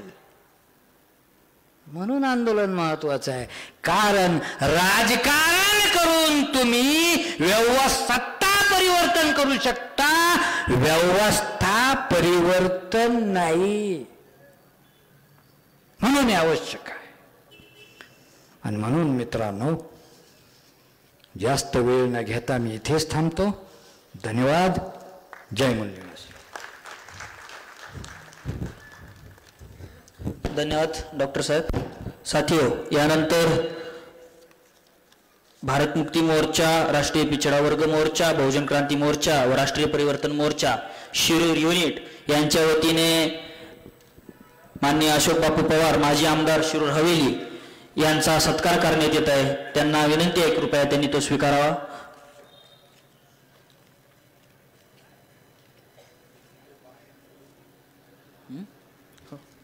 या सर्व संघटनांच्या माध्यमातून मूळनिवासी बहुजन समाज जोडो यात्रा आज शिरूर शहरामध्ये आलेली आहे. ज्या विषयाच्या अनुषंगाने हा कार्यक्रम आयोजित करण्यात आलेला आहे ती महत्त्वपूर्ण बाब आपण समजून घेतली पाहिजे. तो मुद्दा आहे की आम्ही ईव्हीएम मशीनच्या संदर्भामध्ये जे 9 एप्रिलला आणि 1 जुलैला भारत बंद हे 2 कार्यक्रम आहेत. 9 एप्रिलला जेल भरो आणि 1 जुलैला भारत बंद, ह्यासाठी देशभर तयारी केली जात आहे आणि त्या तयारीच्या कार्यक्रमाच्या अंतर्गत 32 राज्यामध्ये तयारीचे कार्यक्रम जवळपास 70 कार्यक्रम राबवण्यात आलेले आहेत. म्हणजे या कार्यक्रमाची तयारी करून घेण्यात यावी. त्या अंतर्गत आजचा हा कार्यक्रम आयोजित करण्यात आलेला आहे शिरूरमध्ये. त्या अंतर्गत 3 विषय आहेत. भारत के लोकतंत्र को बचाने के लिए ईवीएम हटाकर बैलेट पेपर्स समस्त चुनाव कराने के लिए.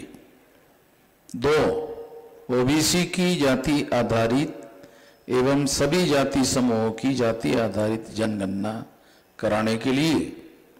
3, आरएसएस और बीजेपी द्वारा मूल निवासी बहुजन महापुरुषों की घोर अवमानना करने के विरोध के लिए.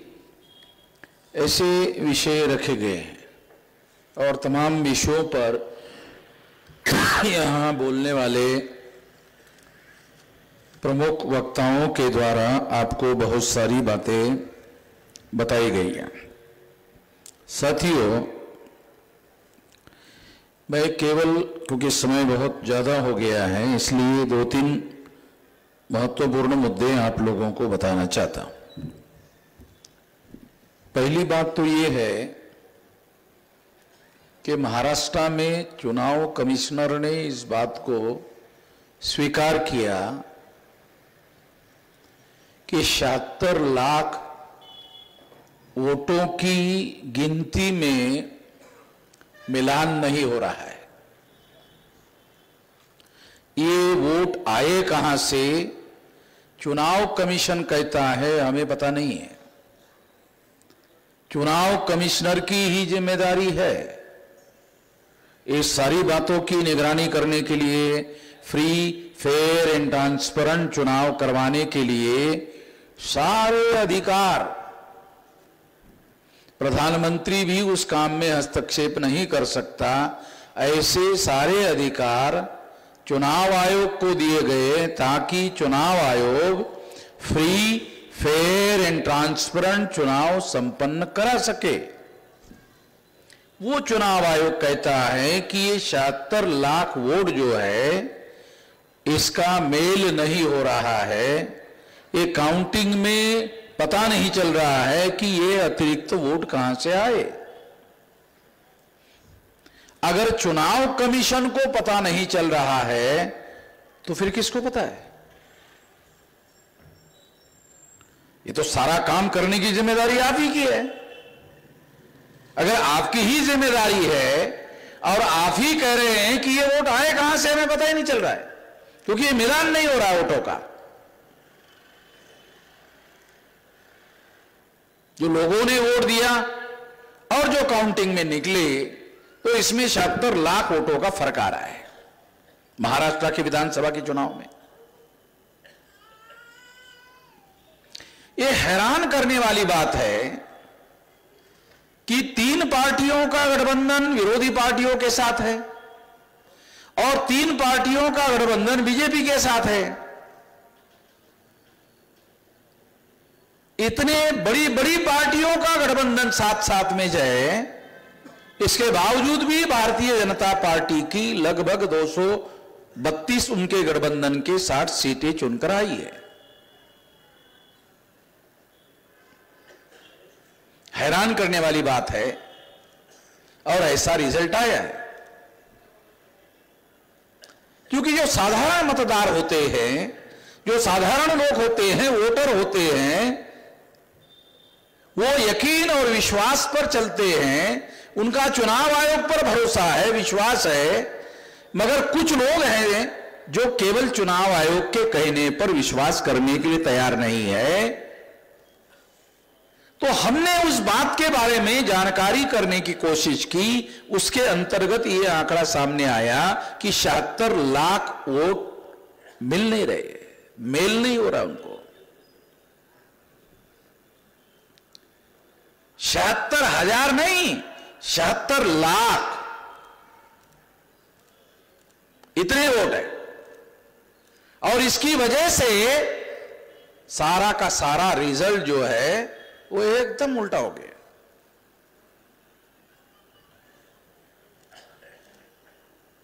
हम लोग कहते थे ईवीएम में गड़बड़ियां हो रही है, तो जब कांग्रेस के, राष्ट्रवादी के और बीजेपी के लोगों को जब उन लोगों ने परास्त किया और लोग चुनाव हार गए, तब उनको लगा कि नहीं ईवीएम में गड़बड़ी है।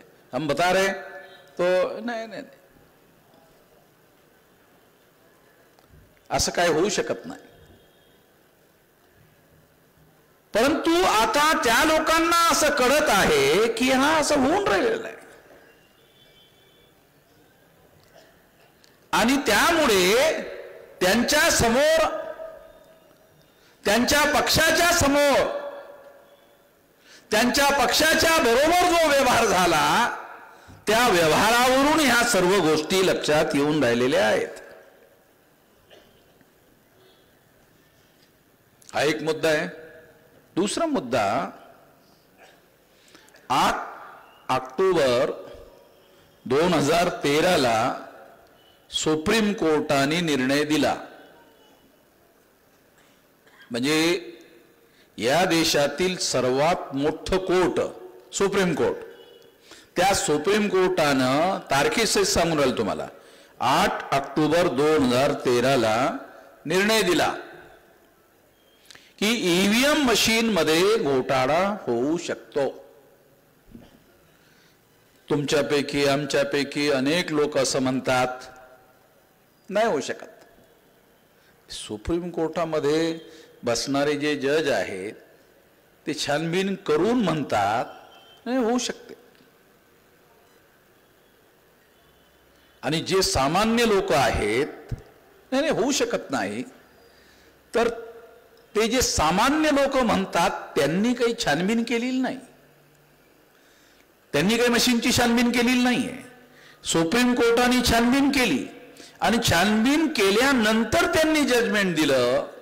त्यांच्या समोर जे पुरावे मांडण्यात आले, डॉक्टर सुब्रमण्यम स्वामी, लालकृष्ण अडवाणी सामान्य माणसं नाही। अहो, लालकृष्ण अडवाणीचं तर पॉलिटिकल करिअरच याच्यामुळे संपवण्यात आलं की तुम्ही हे काम करायला नको पाहिजे होतं, तुम्ही याच्यामध्ये सहभागी झालात। सुब्रमण्यम स्वामी तर नालायकच माणूस आहे, पण तुम्ही नाही नालायक व्हायला पाहिजे होतं, तुम्ही पण त्या नालायकाबरोबर सहभागी झालात। त्या लालकृष्ण अडवाणीचं पॉलिटिकल करिअर संपवून टाकलं। लालकृष्ण अडवाणी म्हणजे अटल बिहारी वाजपेयीला प्रधानमंत्री बनवणारा माणूस। रथयात्रा कोणी काढली? लालकृष्ण अडवाणींनी। विरोध कोणी केला? अटल बिहारी वाजपेयींनी। काढू नको म्हटले, तरी अटल बिहारी वाजपेयीचं म्हणणं न ऐकता रथयात्रा लालकृष्ण अडवाणींनी काढली, आणि त्यानंतर 4 जागेवर निवडून येणारा जो भारतीय जनता पक्षाचा पक्ष होता तो 100च्या जवळ गेला, आणि त्याच्यानंतर तो बहुमतामध्ये आला, आणि बहुमत मिळाल्यानंतर लालकृष्ण अडवाणी प्रधानमंत्री बनायला पाहिजे होता, त्यांनी अटल बिहारी वाजपेयीला प्रधानमंत्री बनवलं। म्हणजे लालकृष्ण अडवाणी काही सामान्य माणूस नाही। भारतीय जनता पक्षाला एवढा मोठा पक्ष बनवण्याचं जे श्रेय आहे, अजूनही कधी कधी आपले देशाचे प्रधानमंत्री नरेंद्र मोदी त्यांच्या जन्मदिवसाच्या घरी जातात आणि त्यांच्या पायावर मुंडकं ठेवतात। कोणाच्या? अडवाणीच्या। अर्थात त्याचे राजकारण या गोष्टी असतात, त्या पाय पडण्यामध्ये असं सुद्धा असू शकेल की मी तुमचा फार पाप केलेला आहे, तुम्ही प्रधानमंत्री व्हायला पाहिजे, त्याच्याऐवजी मी झालो तर त्याच्याबद्दल माफ करा, असं त्याच्या मनामध्ये, कदाचित मोदीच्या मनामध्ये अशी भावना असेल। पण देशाचा प्रधानमंत्री आजही जाऊन जर कोणाच्या पाया पडते तर ते लालकृष्ण अडवाणीच्या पाया पडते। म्हणजे लालकृष्ण अडवाणी काही सामान्य बीजेपीचा नेता नाही, तर बीजेपीला या स्तरापर्यंत घेऊन आणणारा जो नेता आहे तो लालकृष्ण अडवाणी आहे. त्याचं पॉलिटिकल करिअर ईव्हीएम मशीनमुळे संपलं.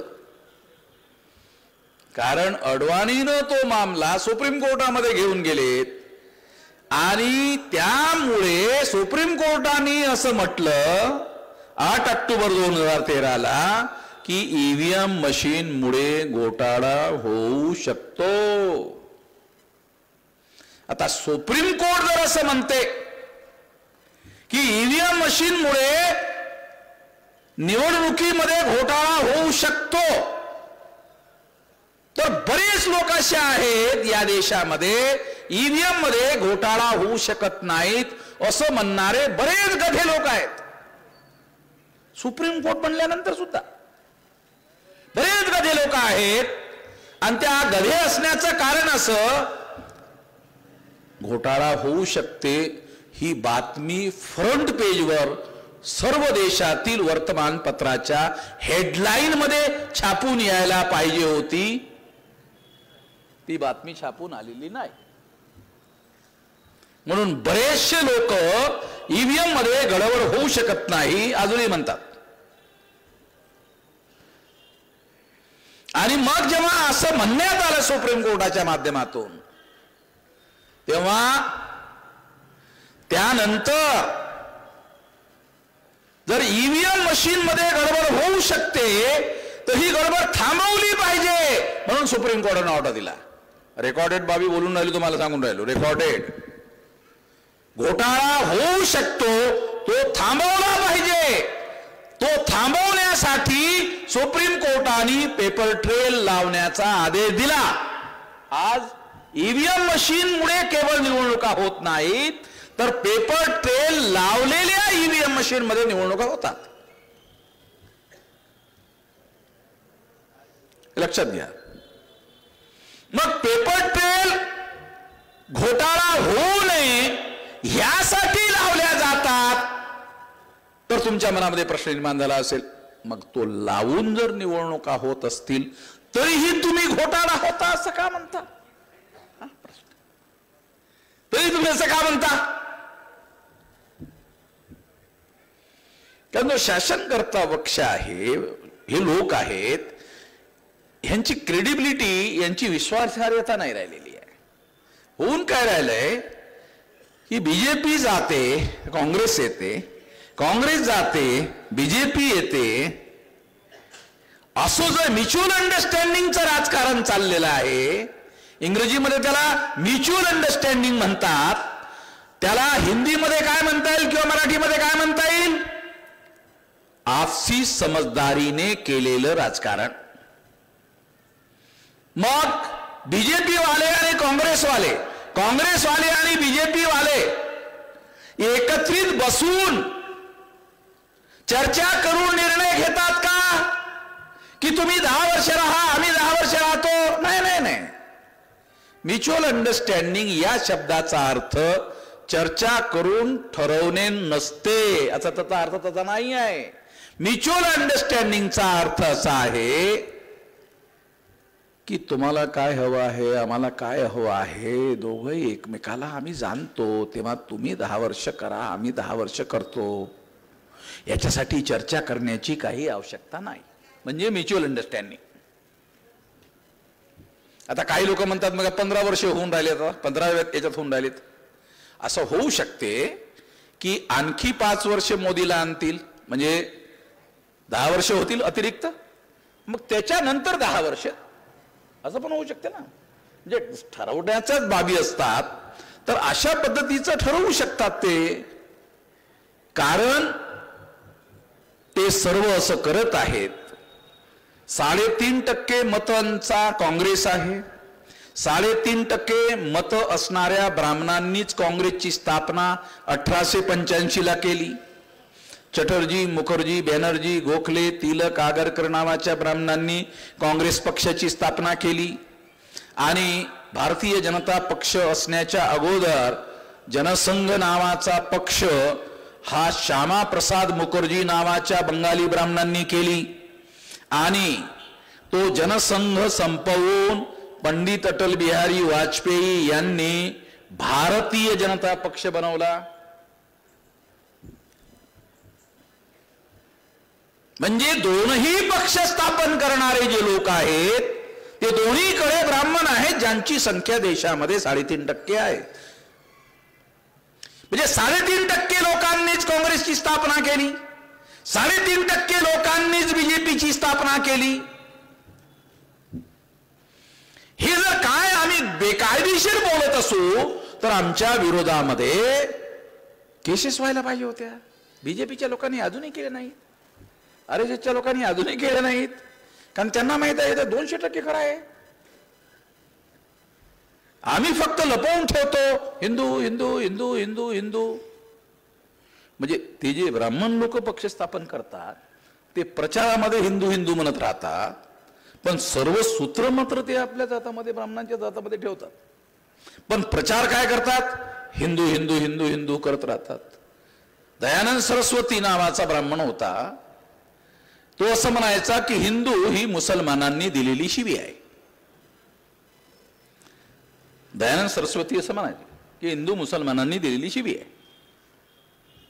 मग हिंदू जर मुसलमानांनी दिलेली शिवी आहे तर तुम्ही आम्हाला SC ST OBC Kunbi Maratha लोकांना हिंदू हिंदू हिंदू हिंदू म्हणून शिवी का देता, असा माझा प्रश्न आहे. म्हणजे तुम्ही मुसलमानांना विरोध करत राहता, त्याच मुसलमानांनी दिलेला शब्द हा मुसलमानांनी दिलेला आहे आणि त्या मुसलमानांना तुम्ही विरोध करतात आणि त्यांनी दिलेला शब्द तुम्ही तुमच्या समर्थनासाठी प्रचारामध्ये आणता. कारण ब्राह्मण म्हणून संख्या मोजली तर 3.5% भरते आणि मग SC ST OBC Kunbi Maratha या सर्व लोकांना जर मोजलं तर संख्या 85 भरते. म्हणजे मग हिंदूंच्या नावावर संख्या 85 दाखवायची आणि मग प्रचारामध्ये बोलायचं की हिंदू समाज देश में बहुसंख्य है, असं ते बोलतात. हिंदू समाज बहुसंख्य है. जेव्हापासून मी असं म्हणणं सुरू केलं की हिंदू ही मुसलमानांनी दिलेली शिवी आहे, मी असा प्रचार सुरू केला सोशल मीडियामध्ये. कारण पूर्वी आमचं कोणी छापत नव्हतं, सोशल मीडियामध्ये आम्ही सतत छापत राहतो. आता कुठे पेपरवाल्याकडे जावं लागत नाही, बसल्या बसल्यात घरीच आम्ही छापतो आणि ते सर्व जगामध्ये अमेरिकेपर्यंत जाते, युरोपपर्यंत जाते. आम्हीच म्हणतोय की हिंदू मुसलमानांनी दिली शिवी आहे. मग त्यांनी म्हटले नाही आमच्या धर्माचं नाव हिंदू नाही आहे. माझ्या प्रचारामुळे हे ब्राह्मण जमायला लागले, नाही नाही आमच्या धर्माचं नाव हिंदू नाही आहे. मग काय? सनातन आहे ते. आता इतक्यात तुम्ही कदाचित वाचता की नाही माहित नाही, पण ब्राह्मण लोक आता एक नवीन शब्द आपल्या धर्माच्या नावाचा प्रचार करण्यासाठी प्रचारामध्ये आणत आहेत की आमच्या धर्माचं नाव हिंदू नसून आमच्या धर्माचं नाव सनातन आहे. मग मी त्यांना म्हटलंय अरे हे सनातन जो शब्द आहे हे तर बुद्धाचं जे प्रवचन आहे, एस धम्मो सनातनो, यह धर्म सनातन है, इथून आलेला आहे. म्हणजे पुन्हा तो शब्द तुम्ही तिथून उसनवारीने घेतला. तुमचं ओरिजिनल काय? तुमच्या धर्माचं ओरिजिनल नाव काय? कुठे? अरे तुम्हीच या देशातले ओरिजिनल नाही तर तुमच्या धर्माचं नाव ओरिजिनल कसं असू शकते? तुमतले इथले रहिवासीच नाहीत, तुम्ही या देशाचे रहिवासीच नाहीत, तेव्हा तुमच्या धर्माचं ओरिजिनल नाव कसं असू शकते? हिंदू हा शब्द बहुसंख्याक लोकांना आपल्या नियंत्रणामध्ये घेण्यासाठी प्रचारात आणण्यात आला होता. जे ब्राह्मण स्वतःला गर्वानं ब्राह्मण म्हणत होते, 1919च्या दरम्यानचं जर लिटरेचर ब्राह्मणांचं जर तुम्ही वाचलं तर ते स्वतःला ब्राह्मण म्हणत होते. जे स्वतःला ब्राह्मण म्हणून घेत होते त्या लोकांना असं लक्षात आलं की या देशामध्ये अडल्ट फ्रँचाइज येणार आहे, या देशामध्ये प्रौढ मतदारच्या आधारावर मतदानाचा अधिकार मिळणार आहे प्रत्येक 21 वर्ष वयावरील व्यक्तीला मतदानाचा अधिकार मिळणार आहे, अशा प्रकारचं काम इंग्लंडमध्ये चालू आहे. आणि इंग्लंडमध्ये जर प्रौढ मताधिकार लागू झाला तर तो आज नाही तर उद्या, उद्या नाही तर परवा भारतामध्ये सुद्धा प्रौढ मताधिकार लागू झाल्याशिवाय राहणार नाही. म्हणून प्रत्येक 21 वर्ष वयावरील व्यक्तीला भारतामध्ये मतदानाचा अधिकार मिळेल.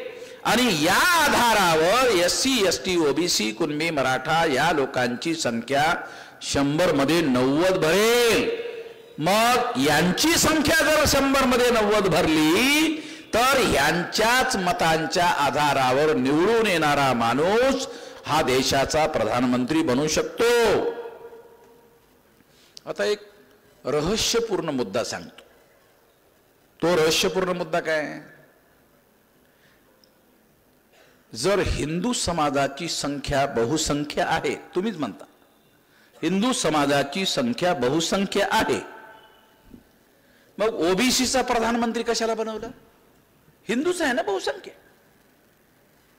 हिंदू जर बहुसंख्य आहे तर मग मोदीला तुम्ही ओबीसी म्हणून प्रचारामध्ये का आणलं? याचा अर्थ तुम्हाला पण माहित आहे की हिंदू या शब्दाचा प्रभाव केवळ हिंदू बहुसंख्य आहेत असं म्हणून बहुसंख्य SC, ST, OBC, कुणबी, मराठ्यांची मतं मिळवता येत नाहीत. तर एका ओबीसी माणसाला आम्ही देशाचं प्रधानमंत्री बनवत आहोत असं सुद्धा जोडावं लागेल. तर आपल्याला मतं मिळतील, तर आपल्याला बहुसंख्य मतं मिळतील. पण ते सुद्धा 2 वेळच मिळालेत.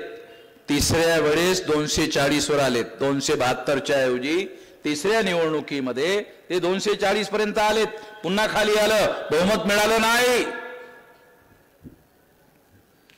तेव्हा लक्षात घ्या, हिंदू ह्या शब्दाची जी मर्यादा आहे, बहुसंख्य असताना सुद्धा 240 वर आलं.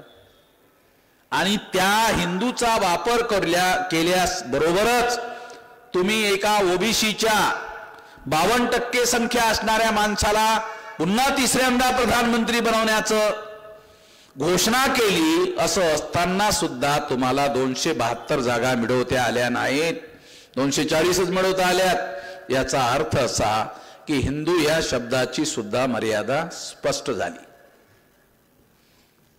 पुन्हा एकदा स्पष्ट झाली. म्हणजे हे लक्षात ठेवा की या ठिकाणी आपल्याला SC, ST, OBC आणि कुणबी मराठा हे जे लोक आहेत, अशाच पद्धतीचे लोक संपूर्ण देशभरामध्ये आहेत.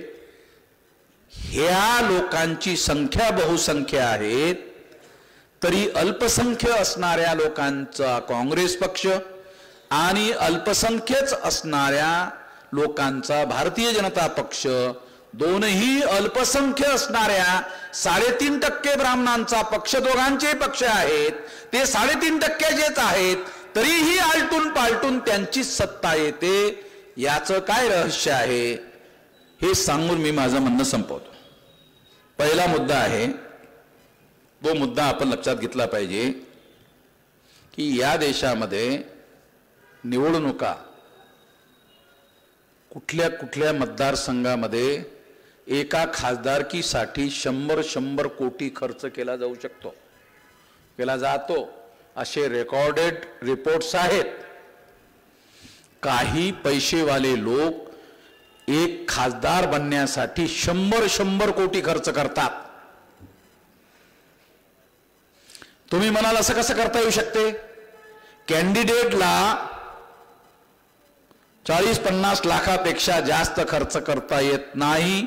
जास्त केला तर तो बेकायदेशीर मानला जातो. पण तो कॅन्डिडेटचा खर्च हा वेगळा आहे. बघा पळवाटा कशा काढलेल्या आहेत. की कॅन्डिडेट 40-50 लाखच खर्च करू शकतो, पक्षाने किती करावा काही मर्यादा नाही. आमच्या लोकांना काही माहिती आहे कायदा? पक्षाने किती खर्च करावा नाही काय मर्यादा नाही. मग पक्ष 100 कोटी खर्च करतो आणि पक्षाचा खर्च वेगळा दाखवतात, कॅन्डिडेटचा खर्च वेगळा दाखवतात. हा पैसा येतो कुठून? जोपर्यंत सत्ता आहे तोपर्यंत हे काळा पैसा तयार करतात. तो काळा पैसा कुणाच्या तरी उद्योगपतीच्या जवळ ठेवतात. आता ह्या काँग्रेसचा पैसा अडाणीजवळ, बीजेपीचा पैसा अडाणीजवळ. मग एवढा इमानदार माणूस आहे तो. म्हणजे अडाणीच्या बाबतीमध्ये काँग्रेस आणि बीजेपी आणि काँग्रेस वाद नाही आहे की दुसऱ्या माणसाकडे अशा ठेवायचा नाही, सांभाळतो ना तो पण प्रामाणिकपणे. तुमचे इतके बरोबर ठेवलेले आणि तुम्हाला वेळेवर जेवढे पाहिजे ते वेळेवर तुम्हाला मिळतील. बाकीच्या कालावधीमध्ये त्या पैशाच्या आधारावर तो माणूस आपली इंडस्ट्री चालवतो. तो टाटा ज्याला त्याचा बाप दाद्यापासून आहे, पण त्याला माग टाकून अडाणी पैशामध्ये.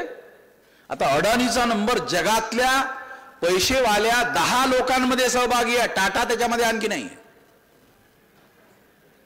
अडाणी जो आहे जगाच्या 10 श्रीमंत लोकांमध्ये अडाणी सामील झाला, पण टाटा त्याच्यामध्ये नाही आहे.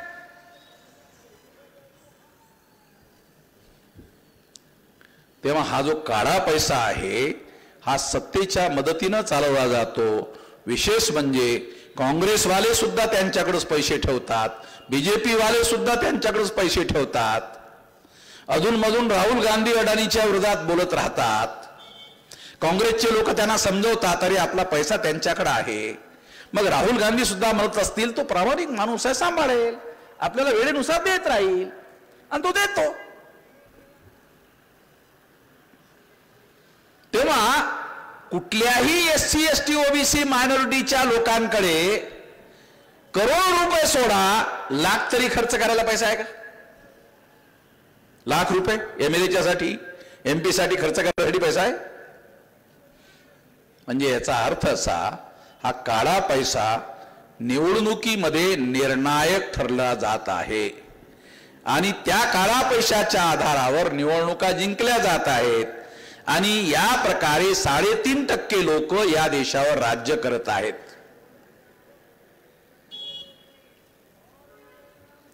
हे होत आहे आणि म्हणून त्यांना वाटते तसं ते करत राहतात. तुम्हाला आश्चर्य वाटेल, भारत सरकारचा 1 वर्षाचं बजेट 42 लाख करोड रुपयाचा आहे. आमच्यापैकी किती लोकांना कळते हा आकडा किती आहे? 42 लाख करोड. आपल्या लोकांमध्ये 42 लाख करोड काय किती आहे? एक तर करोड हीच हा संख्याच आपल्याला बरेचदा कळत नाही. मग त्याच्यात 42 लाख करोड आपल्याला काय वाटते काय किती आकडा सांगता येत नाही किती आहे. एका वर्षाचा खर्च आहे भारत सरकारचा. राज्याचा वेगळा. महाराष्ट्र सरकारचा 7 लाख करोड रुपयाचं बजेट आहे. एकट्या महाराष्ट्र सरकारचं वेगळं आहे ते बजेट. राज्य सरकारचं बजेट वेगळं, केंद्र सरकारचं बजेट वेगळं, महानगरपालिकेचं बजेट वेगळं, नगरपालिकेचं वेगळं बजेट, ग्रामपंचायतचं वेगळं, जिल्हा पंचायतचं वेगळं, तालुका पंचायतचं वेगळं, सर्वांचा टॅक्स वेगळा, पैसा वेगळा. म्हणजे पैशाची देशामध्ये कमतरता नाही. जितक्या वेगानं विकास व्हायला पाहिजे तितक्या वेगानं विकास करण्यासाठी पैशाची कमतरता नाही आहे. परंतु हा सर्व पैसा अल्पसंख्याक लोकांवर, बहुसंख्याक लोकांवर राज्य करता यावं, अल्पसंख्याक लोकांना राज्य करता यावं, निवडणुकीमध्ये वापरण्यासाठी बहुसंख्य पैसा अल्पसंख्य लोक वापरत आहेत.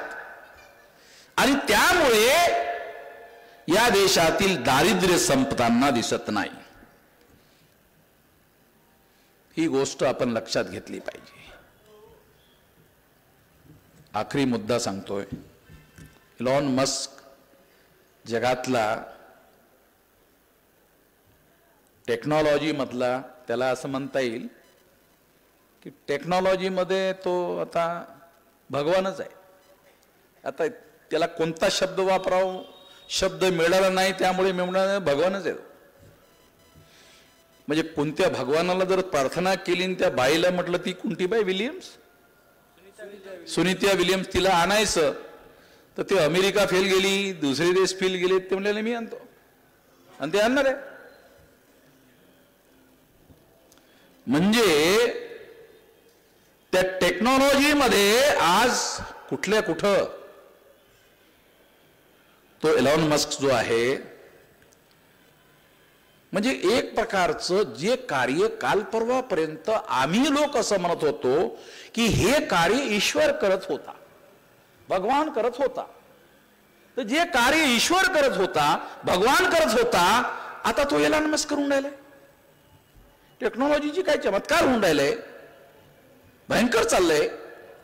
एवढं भयंकर टेक्नॉलॉजीमध्ये डेव्हलपमेंट झालेलं आहे. आणि त्या टेक्नॉलॉजीचा आज जो बादशाह आहे, जो निर्माता आहे, तो असं म्हणतो ईव्हीएम मशीनमुळे फ्री, फेअर अँड ट्रान्सपरंट निवडणुका होऊ शकत नाही.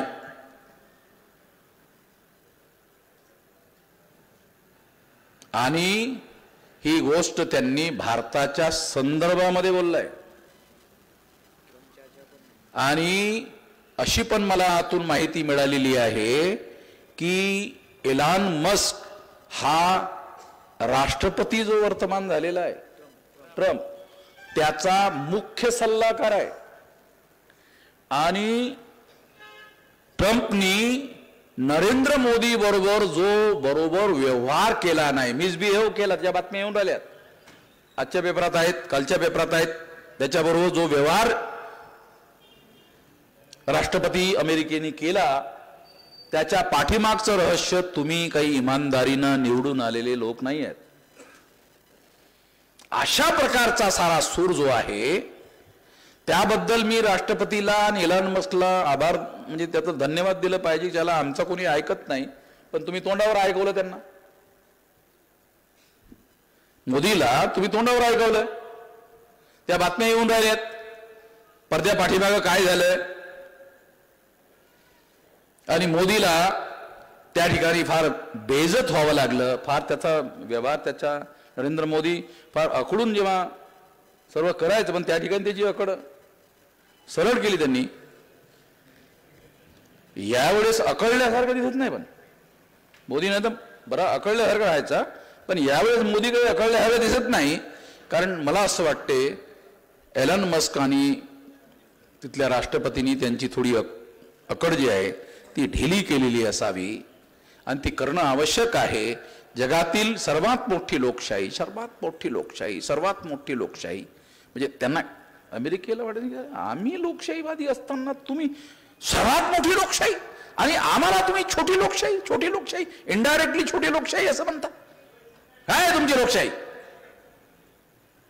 असं त्यांना खळसावलेलं दिसते.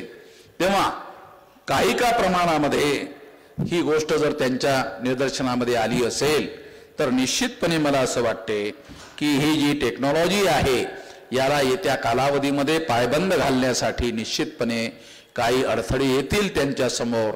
नाही तर आपण 9 एप्रिल रोजी आपण जेल भरो आंदोलन करत आहोत आणि 1 जुलैला आपण भारत बंद करत आहोत. आणि हे आंदोलन तोपर्यंत चालू ठेवणार आहोत जोपर्यंत ईव्हीएम मशीन बंद पडणार नाही आणि बॅलेट पेपर येणार नाही. म्हणजे आपण बेकायदेशीर मार्गाचा, हिंसेचा अवलंब करणार नाही आहोत. तर जोपर्यंत ईव्हीएम मशीन ते बदलवत नाहीत, तर आखरी मुद्दा, त्यांनी जास्त वेळ जर यासाठी लावला तरी आपल्याला फायद्याचं आहे.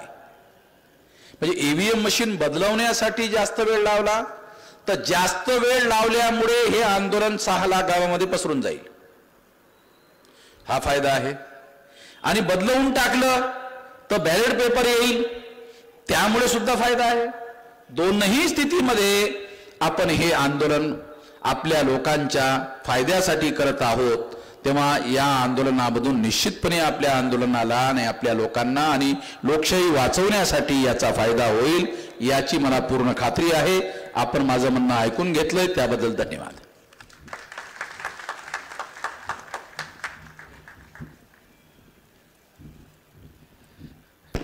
मान्यवर वामन मेश्राम साहेबांनी जे EVM हद्दपार करण्यासाठी आपल्याला आवाहन केले आणि जे आंदोलनं घोषित केली, तर मी सगळ्यांच्या वतीनं त्यांना आश्वासित करतो की आम्ही जीवाची बाजी लावून हे आंदोलन यशस्वी करण्यासाठी प्रयत्न करू.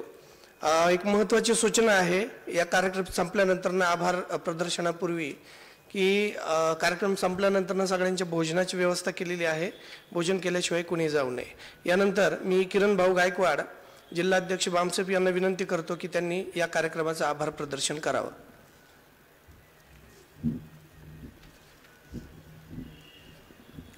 धन्यवाद सरदे. आज साथियों, आज भारत मुक्ती मोर्चा, राष्ट्रीय पिछड़ा वर्ग मोर्चा, बहुजन क्रांती मोर्चा, राष्ट्रीय परिवर्तन मोर्चा यांच्या वतीने 9 एप्रिल 2025 रोजी राष्ट्रीय जलभरो आंदोलनच्या तयारीअंतर्गत आज मूलनिवासी बहुजन समाज जोडो यात्रा याची विशाल जनसभा आज आपल्या शिरूर शहरामध्ये संपन्न झाली आहे. त्या कार्यक्रमाच्या निमित्तानं आज उद्घाटक माननीय अशोकबापू पवार, माजी आमदार शिरूर हवेली, आजच्या कार्यक्रमाचे मुख्य वक्ते माननीय डॉक्टर मगन ससानी, राष्ट्रीय कार्याध्यक्ष बामसेप नवी दिल्ली, त्यानंतर प्रमुख मार्गदर्शकमध्ये माननीय गोरखनाथ वेताळ, राष्ट्रीय महासचिव बामसेप नवी दिल्ली, आणि स्टेजवर जे काही आमचे प्रमुख उपस्थितीमध्ये सर्व मान्यवर उपस्थित आहे, मी या सर्वांचं आभार व्यक्त करतो. त्याचप्रमाणे या राष्ट्रीय परिवर्तन मोर्चाची राष्ट्रीय अध्यक्षता ज्या मान्यवरांनी केली त्यामध्ये मान्य वामन मेश्राम साहेब, राष्ट्रीय अध्यक्ष भारत मुक्ती मोर्चा यांनी या कार्यक्रमाची अध्यक्षता केली.